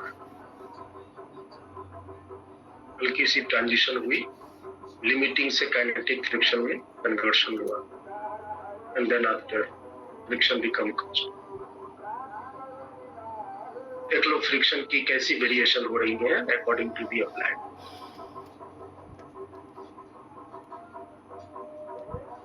जब आपसे कोई पूछे फ्रिक्शन का फॉर्मूला क्या है, फ्रिक्शन का कोई फॉर्मूला नहीं है। म्यू के एस म्यू इंटू एन मत बोलना कभी।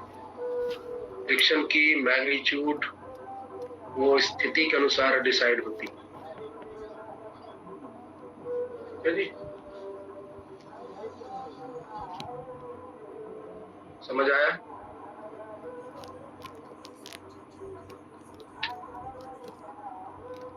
let me discuss the types of.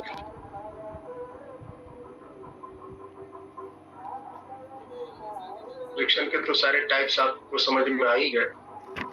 अब इसको हम एक साथ अलग से डिसाइड कर लेते हैं, उसको नेक्स्ट क्लास में करेंगे। 3 बातें आपको समझनी थी। 3 बातों में फ्रिक्शन फोर्स किस तरह का फोर्स होता है, फ्रिक्शन फोर्स कब लगता है, फ्रिक्शन फोर्स किस डायरेक्शन में लगता है और फ्रिक्शन फोर्स कितना लगता है, उसका मैग्नीट्यूड। फिर बाकी बस इतना से मेरा सारा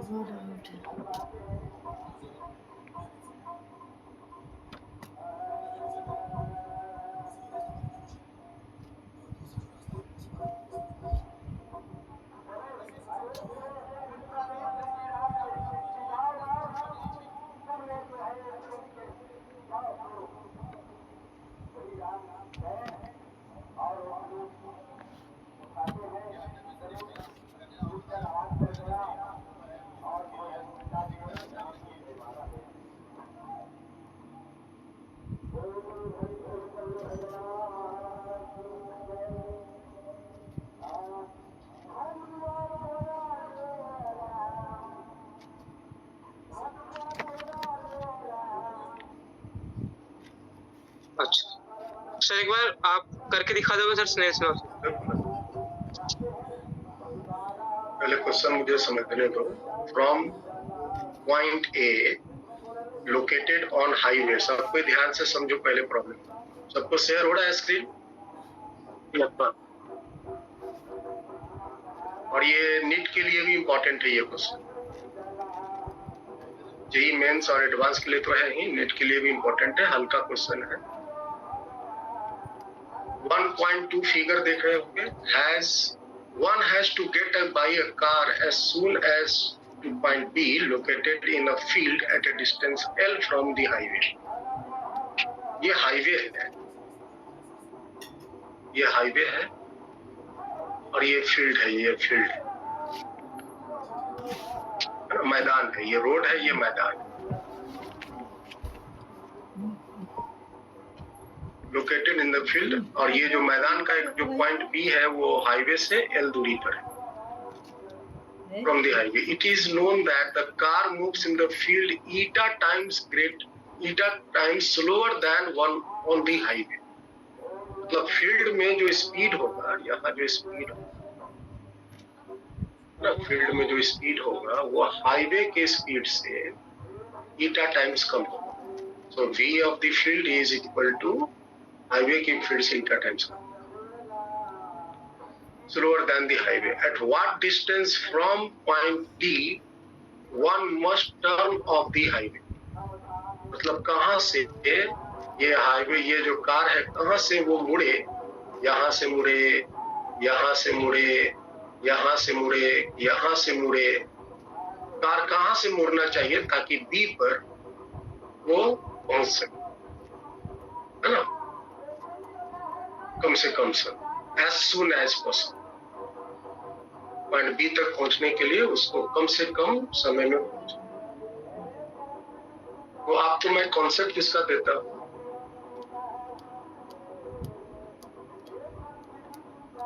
problem number 17।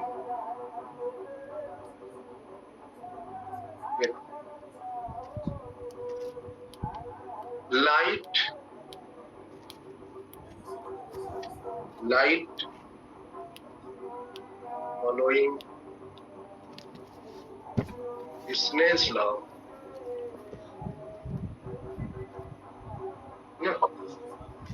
Traversed in least time, कम से कम समय में वो ट्रेवल करता है।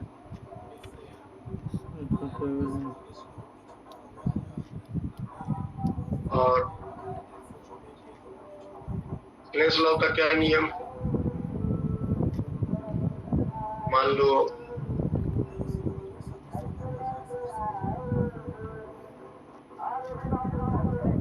लो ये इंटरफेस है और ये रेयर मीडियम, ये डेंसर मीडियम है। और लाइट, डेंसर मीडियम मतलब स्पीड कम, रेयर मीडियम मतलब स्पीड ज्यादा।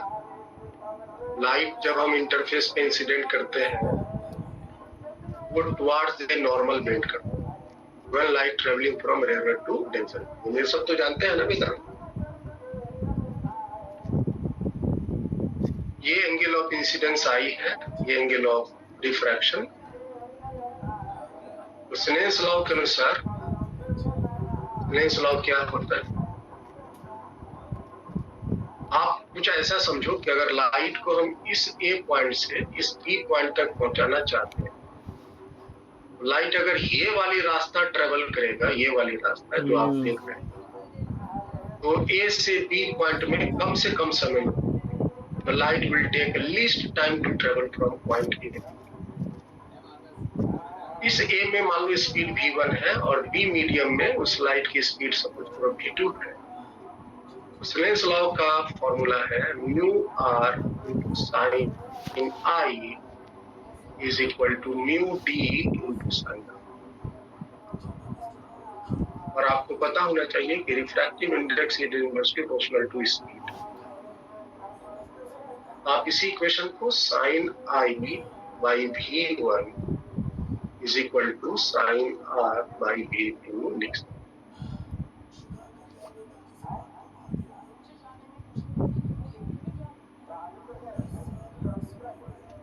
अगर कोई ये वाली रास्ता ट्रेवल करेगा तो this time if any particle moving x the path as light refraction, it will reach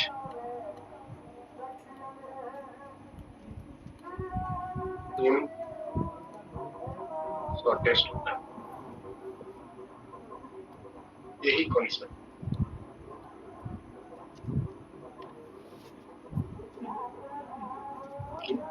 है जो आपको यहाँ यूज करना।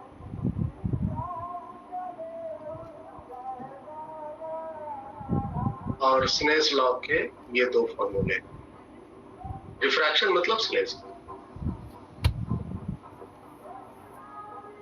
जैसे मान लो कि तुम्हारे पास एक हम एग्जांपल ले रहे हैं, सपोज करो ये आपका एक रोड है और ये कीचड़ का मैदान, ठीक है, ये प्लेन रोड है और ये मड सॉइल है। मड मतलब वो होता है ना राकेश, ये जो क्या बोलते हैं उसको, धान रोपते हो, पूरा कीचड़ दलदल टाइप का हो जाता है और ये पूरा मैदान, ये पूरा जो है खाली। मान लो तुम्हारा एक दोस्त है राकेश, मान लो यहाँ है और प्रदीप यहाँ पर है, धान रोप रहा है। राकेश जो है वो प्रदीप के पास पहुंचना चाहता है। राकेश बड़ा हड़बड़ी में है, प्रदीप के पास तुरंत पहुंचना चाहता है। जैसा कि जानते हो प्लेन रोड पर दौड़ना आसान होगा, मड सॉइल में दौड़ना मुश्किल होगा। यहाँ हम जब चलेंगे इस मैदान में चलेंगे तो स्पीड मेरी ऑटोमेटिक स्लो हो जाएगी। यहाँ फर्राटे से दौड़ जाएंगे लेकिन यहाँ हम स्लो स्पीड। ये डेंसर होती है। इसमें स्पीड स्लो होता है, टेंसर होता है, जिसमें स्पीड फास्ट होता है, वगैरह। तो मेरा प्रश्न ये है कि ये जो राकेश है वो कौन सा रास्ता लेगा कि प्रदीप के पास कम से कम समय हो। तो मैं कुछ रास्ता बना रहा हूँ, आप देखो। एक रास्ता है कि राकेश ऐसे रोड पार किया और फिर मड में ऐसे चला। यहाँ पे रख। दूसरा है कि राकेश सीधे हिल गया, सीधे ऐसे हिल गया। तीसरा, राकेश दिमाग लगाया, अच्छा होगा कि हम पहले प्लेन रोड पर ज्यादा दूर चल देते हैं और फिर डायरेक्ट मैदान में इतना चल देते। और एक है ऐसे गए और फिर ऐसे गए। This is will slowest. कितने रास्ते बनाए मैंने? चार रास्ते। एक रास्ता ये रहा, दूसरा रास्ता ये रहा, तीसरा रास्ता ये रहा, चौथा रास्ता ये रहा। सबसे पहली बात तो ये बताओ कि इन चारों में से कौन से रास्ता लिया जाए कि R से P पॉइंट तक जाने में मिनिमम टाइम लगे? तीसरा वाला। बोलो भाई। 3 नंबर बस। हाँ। लेकिन अगर आप ये कॉन्सेप्ट नहीं जानते तो आपका जवाब क्या होगा? 4। हेलो नहीं। 4। हेलो। या नहीं तो 2 बोलता, कोई 3 बोलता, कोई 4 बोलता, कोई 2 बोलता। एक तो नहीं है बोलेगा, तो पढ़ा लिखा पहुंचता है एग्जाम में। ये वाली स्थिति। या अगर P से R जाना हो, P से R जाना हो, ये भी हो सकता है ना। प्रदीपे को मिलने का मन है, राकेश बोला ना टीचर हम ले जाएंगे तुम्हें। अगर प्रदीप राकेश के पास जाएगा तब भी उसको मिनिमम टाइम के लिए वही तीसरा रास्ता ही फॉलो करना। कॉन्सेप्ट समझ में आया वेदांत? यस। अब इस सवाल में स्थिति बड़ा सिंपल सा है। इसमें तो यहाँ से रोड क्रॉस करना, यहाँ पहुंचना है, यहाँ तो रोड भी क्रॉस नहीं करना है। और क्वेश्चन आसान, यहाँ पहुंचना है,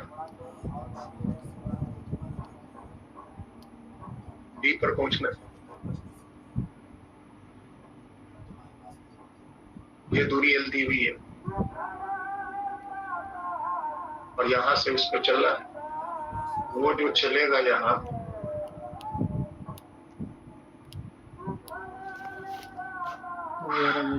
वो जो चलेगा ऐसे,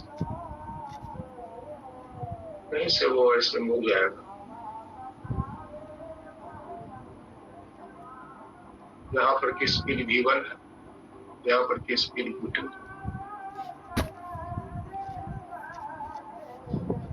ये क्रिटिकल एंगल कंडीशन, ये 90 डिग्री है और यहाँ एंगल थीटा,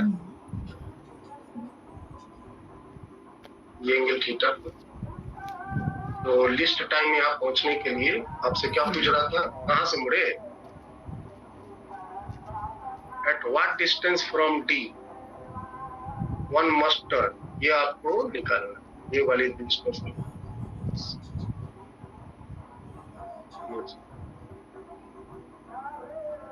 ठीक है, तो आप यहाँ सेलेंस लॉ लगा दो।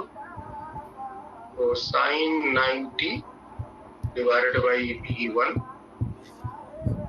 Is equal to sine theta divided by V2। V2 की वैल्यू दी हुई है V1 डिवाइडेड बाई V2, ये दी हुई। तो साइन 90 तो 1 हो गया और V1 की वैल्यू होगी eta times V2 sine theta divided by V2। V2 cancel, sine theta is equal to 1 by V2। ये आपको साइन थीटा वैल्यू पता है, ये थीटा है, पी भी थीटा ही है।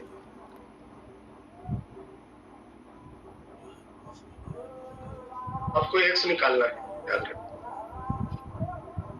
ये थीटा होगी। तो साइन थीटा क्या लिख सकते हैं, क्वेश्चन से देखिए, डायग्राम को देखिए। P by B. Sine theta लिख सकते हैं perpendicular is X P by H. And by hypotenuse, hypotenuse हो गया root under x square plus L square, और ये बराबर है 1/,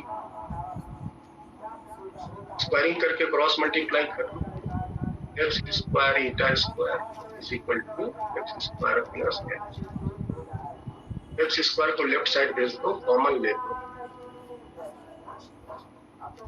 वैल्यू आ जाएंगे root under eta square minus, check करो आंसर बेटा। हाँ सर यही था।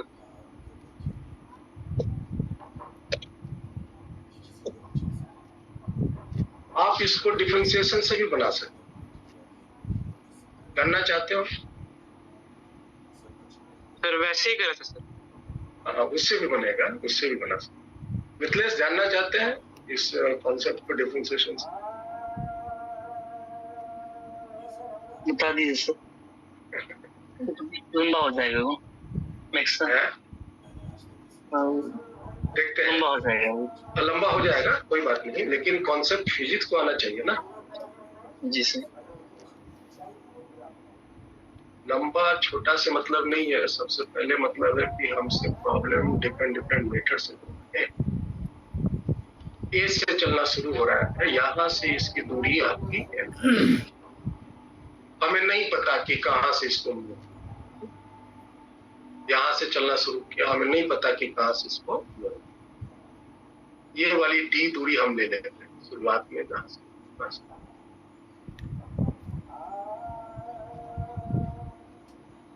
यहाँ से चलना शुरू किया तो हम दूरी को डी ले, और हमें नहीं पता कितना दूर चल के उसको मोड़ना है, तो हम यहाँ पर दूरी किसी टाइम टी समय में मोड़, और टाइम समय में क्या मोड़े, यही से मोड़ दी यहाँ तक, ये वाली टाइम हम बता देते हैं और डायरेक्ट हम यहाँ का टाइम निकालते हैं। ये तो पता है कि स्पीड यहाँ का v1 है, यहाँ का स्पीड v2, और ये वाली दूरी हमें x निकालनी है,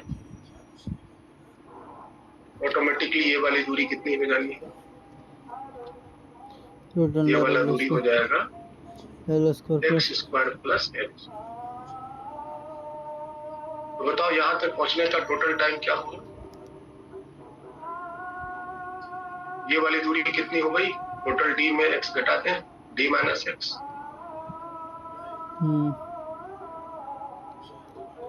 यहाँ से यहाँ तक का टाइम निकालने के लिए पहले यहाँ से यहाँ तक का टाइम बताओ, टाइम बराबर distance by speed, D minus x by v1 plus फिर यहाँ से यहाँ तक का टाइम डिस्टेंस बाय स्पीड, यहाँ का डिस्टेंस हो गया root under x square plus L square divided by v2, ठीक है। अब हमको to find minimum time, minimum value of T with respect to X, relation सजा लिया और फिर कॉन्सेप्ट लगा दिए, तो D T by D X निकलना, इसको जीरो पुट करना, दिस इज द कंडीशन। चलो डिफरेंशिएशन करना शुरू करो, dt बाई डी एक्स बोलो भाई, 1/v1 कॉमन है, d का डिफरेंशिएशन तो जीरो हो जाएगा क्योंकि d तो कांस्टेंट है, माइनस एक्स का 1 प्लस इधर आ जाओ 1/v2, रूट का डिफरेंशिएशन, रूट का डिफरेंशिएशन क्या होता है, 1/2 रूट एक्स, 1/रूट under x square plus L square, ये आएगा जी सर, नीचे, और ऊपर में डिफरेंशिएशन एक्स स्क्वायर का 2x और एल स्क्वायर का 0, क्योंकि एल तो फिक्स है, ये वाली फिक्स है, ये वैल्यू आ गया, 2 कैंसिल हो गया, लेफ्ट साइड जीरो कर लो, ये हो गया -1/v2 v1 -1/v1, और इधर आ गया प्लस में x divided by v2 root under x square plus x square plus l। इसको लेफ्ट साइड भेज देते हैं, 1/v1, v1 बराबर कितना होगा, beta times x by v2 root under X x square square plus l। v2 cancel होगा, cross multiply करके squaring करो, x square plus l square is equal to beta square, और यहाँ से x की वैल्यू आ जाएगी, उसको उस पर ट्रांसपोज कर देंगे l बटा under root beta square minus 1, और इस x की वैल्यू को इसमें प्लेस कर देंगे तो मिनिमम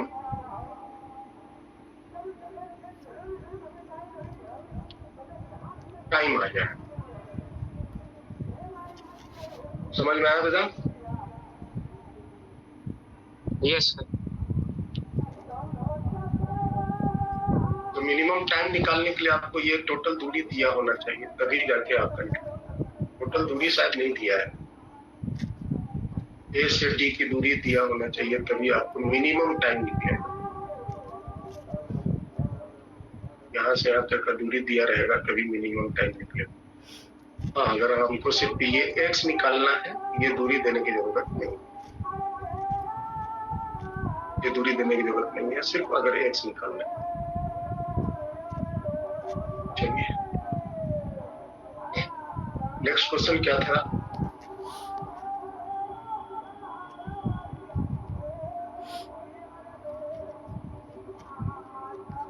समझ आया बताओ? Yes sir. ये दो मेथड है, दोनों में से कोई लगा सकते। फर्स्ट मेथड से थोड़ा इजी बन जाता है, लेकिन आपको दोनों मेथड जानना चाहिए। अगला सवाल बोलिए। Sir 76।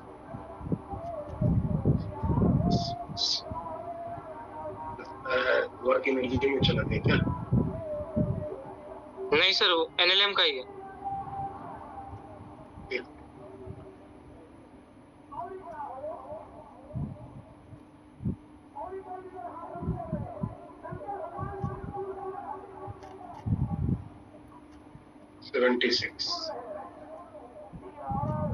In the arrangement shown in figure 1.19, ये सब डायग्राम देख रहे हो ना, ये सब डायग्राम सब पढ़ा दिए हैं,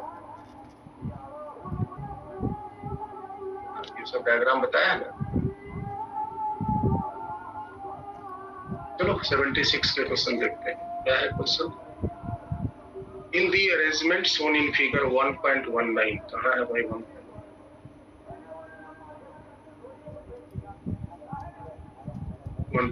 ये फिगर है, ये तीसरा नंबर। ठीक है, क्या चाहिए इसको? The mass of body 1 is eta 4 times as great as the mass of body 2. मतलब पहला बॉडी का मास ज्यादा है 4। The height h is 20 centimeter. The mass of the pulley and the thread as well as the friction are negligible. पुली का मास negligible है और thread का भी नेग्लिजिबल है और फ्रिक्शन भी negligible. At a certain moment, the body 2 is released and the arrangement set in motion. What is the maximum height that the body 2 will go up? इतनी maximum height तक body वो जो है वो जाए। अगर हम एक को छोड़ दें, एक का मास दूसरा से 4 गुना है, एक को छोड़ दें, बताओ क्या क्या बातें यहाँ हो सकती?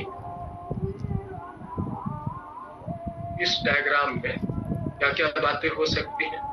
अगर हम छोड़ देंगे, इसका मास 4 गुना है इससे, ये जो 1 वाला नंबर है वो धड़ाम से नीचे की तरफ आएगा और साथ ही साथ ये ऊपर जाएगा। ठीक है, और एक बात, अगर ये नीचे अगर ये नीचे x गिरता है, ये ऊपर 2x जाएगा, क्योंकि ये पुली को अपने साथ नीचे x लाएगा, 2x धागा की जरूरत होगी, तो ये ऊपर 2x चढ़ेगा। इसी समय अगर इसकी वेलोसिटी v होगी तो इसकी वेलोसिटी 2v होगी, और इसका एक्सेलरेशन a होगा तो इसका एक्सेलरेशन b। ये सब इंफॉर्मेशन सब हम जानते हैं। फिर क्या होगा, जब ये ग्राउंड को हिट करेगा, जब ये ग्राउंड को मान लो किसी स्पीड से हिट करेगा, वो स्पीड अगर हम निकाल लें, ये डबल ऊंचाई तक जाके डबल स्पीड के साथ पहुंचेगा। ये तो फिर यहाँ रुक जाएगा, लेकिन इसके पास चूंकि स्पीड है, ये और फर्दर ऊपर चला जाएगा। ऊपर जैसे ही जाएगा तो धागा लूज हो जाएगा, धागा लूज हो जाएगा तो ये ग्रेविटी में चलना शुरू करेगा, और ये फिर कितना ऊपर जाता है, यही शायद हमको निकालना है।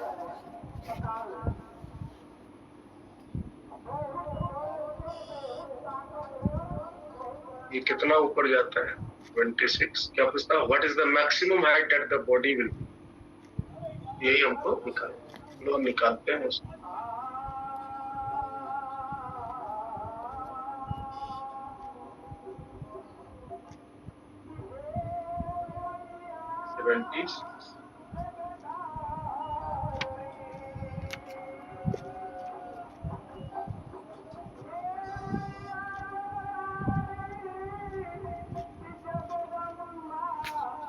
इसका मास 4m ले लेते हैं।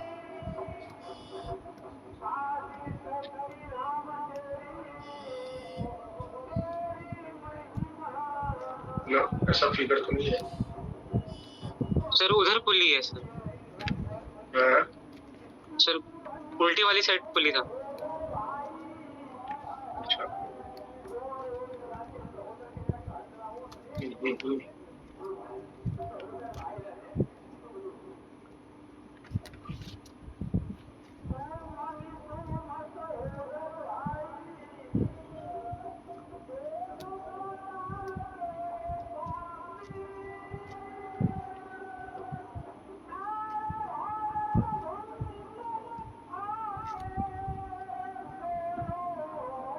सही है क्या?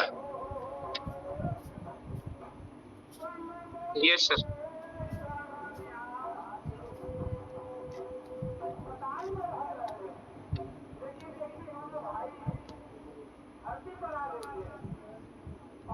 इसके मास 4m है, इसके मास 10। ठीक,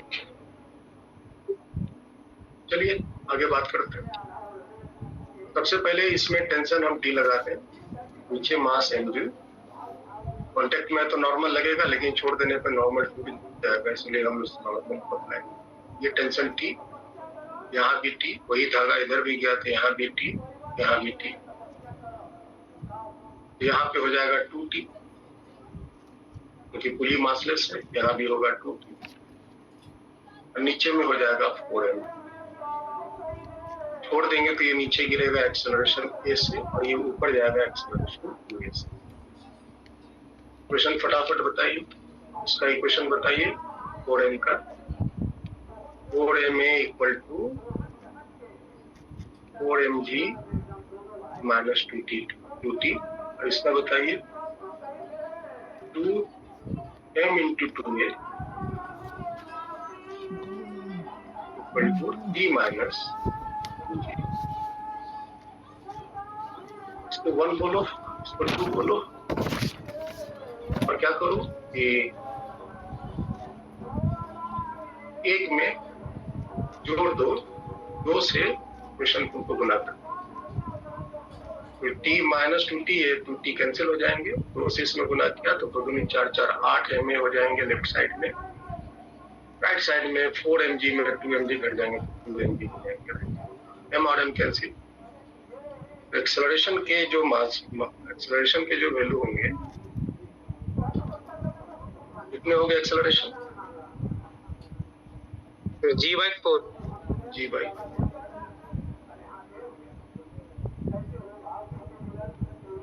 g/4 एक्सेलरेशन से ये वैल्यू नीचे गिरेगा। और कितनी हाइट पर था वो? Sir 20 centimetre.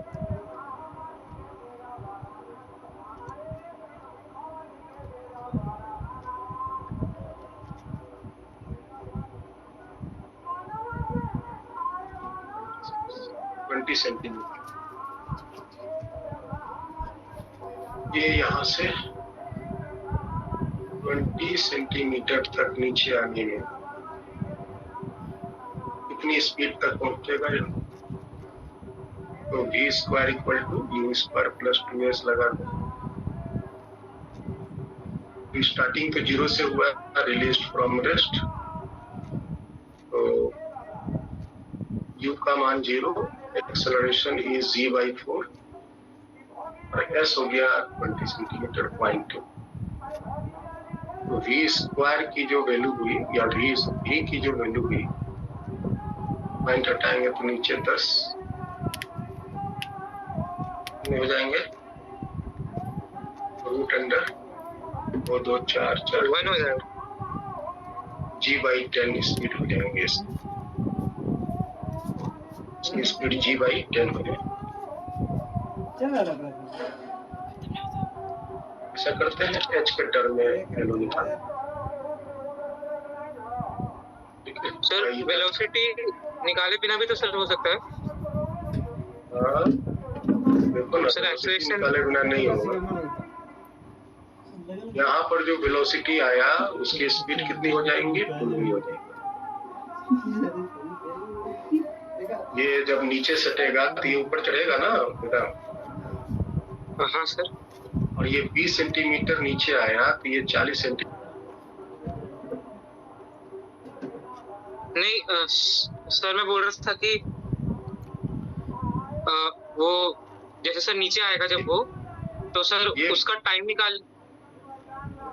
तुम टाइम वाइम जो निकालना निकालो, पहले समझो इसको क्या पूछ रहा है। बाकी दुनिया जहान का तुम निकालते रहो, तुम्हारी मर्जी। टाइम निकाल सकते हैं, बहुत सारा चीज है, एनर्जी निकाल सकते हैं। ये अगर यहाँ भी स्पीड से पहुंचा, तो यहाँ पर वो भी 2v स्पीड से पहुंचेगा। बताओ। Yes sir. और ये 20 सेंटीमीटर नीचे गिरा तो ये 40 सेंटीमीटर ऊपर चढ़ेगा। Yes sir. अब ये तो रुक गया ना, ये जो नंबर 1 ब्लॉक है ये तो रुक गया सरफेस के कांटेक्ट के कारण, तो नीचे जाना नहीं। लेकिन इसके पास स्पीड है 2v, तो 2v के कारण क्या होगा?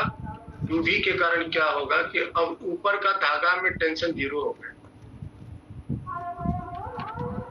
यही टेंशन ना इसको ऊपर खींच के ले जा रहा था। Yes sir. यही टेंशन इसको ऊपर खींच के ले जा रहा था। धागा लूज होगा तो टेंशन 0 होगा, और इसके पास स्पीड है, इसके पास स्पीड है 2v। तो अब ये ग्रेविटी में आ गया, जिसके डायरेक्शन, ऊपर का डायरेक्शन में एक्सेलरेशन होंगे माइनस, और इस माइनस जी के कारण ये और ऊपर जाता जाएगा और कहीं जाकर ये रुक जाएगा। अब इसकी हाइट यहाँ से कितनी होगी वो निकालो, बताओ। v square by 2g is equal to u square is 2v plus 2a, a means minus g into s, s means यहाँ से h की वैल्यू हो जाएंगे 2 दूनी 4 v स्क्वायर डिवाइडेड, ये तो 2 से कैंसिल हो गए। v स्क्वायर की वैल्यू मैंने निकाला है g/10, और ये g एक और आ गया, तो ये और ये कैंसिल हो, ये हो गया 2/10 0.5 0.2 मीटर 20 सेंटीमीटर। हाँ सॉरी। तो ये फर्दर यहाँ से 20 सेंटीमीटर चढ़े, और यही उसकी maximum height.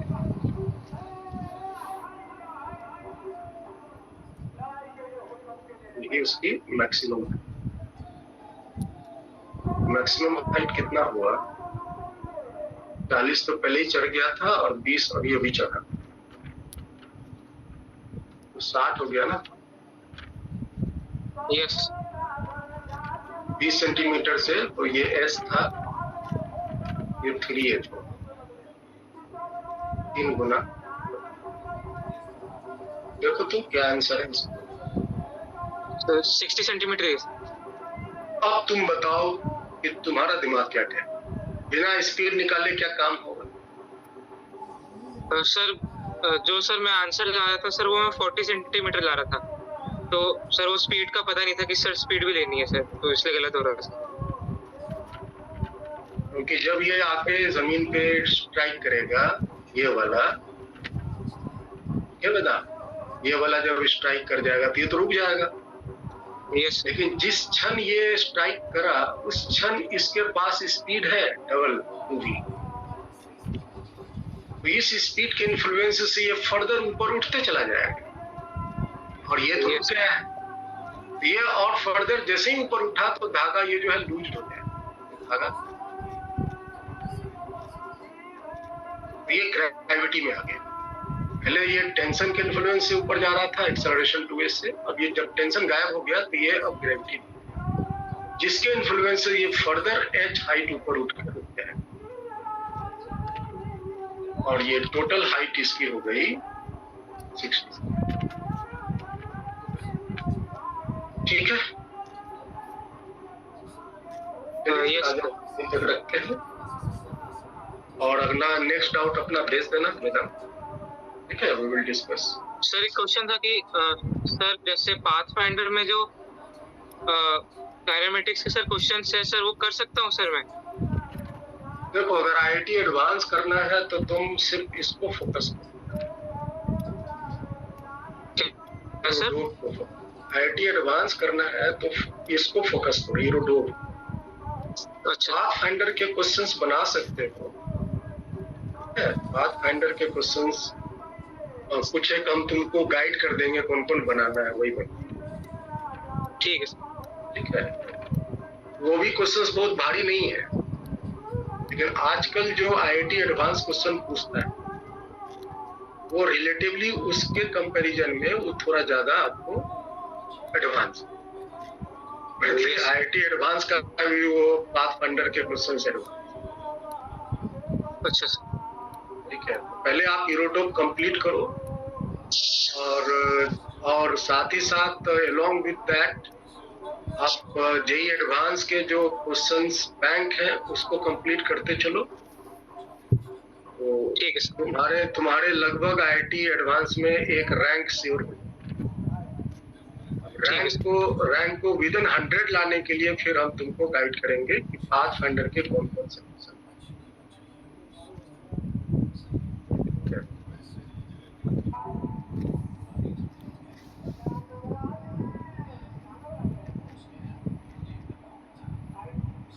A small block is sliding on frictionless inclined plane that is moving upward.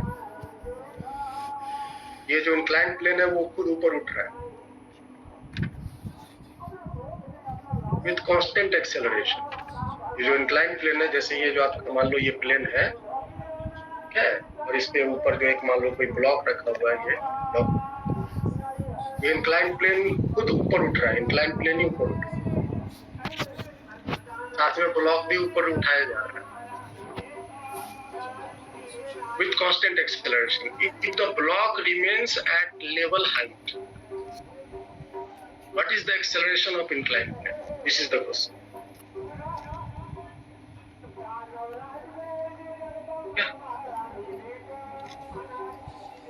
चार ऑप्शन है, आप निकाल के हमको बताओ, कहीं से भी नहीं देखना, उसको नहीं ढूंढना, बस ये दिमाग में भर लो और इस पर तुम प्रैक्टिस।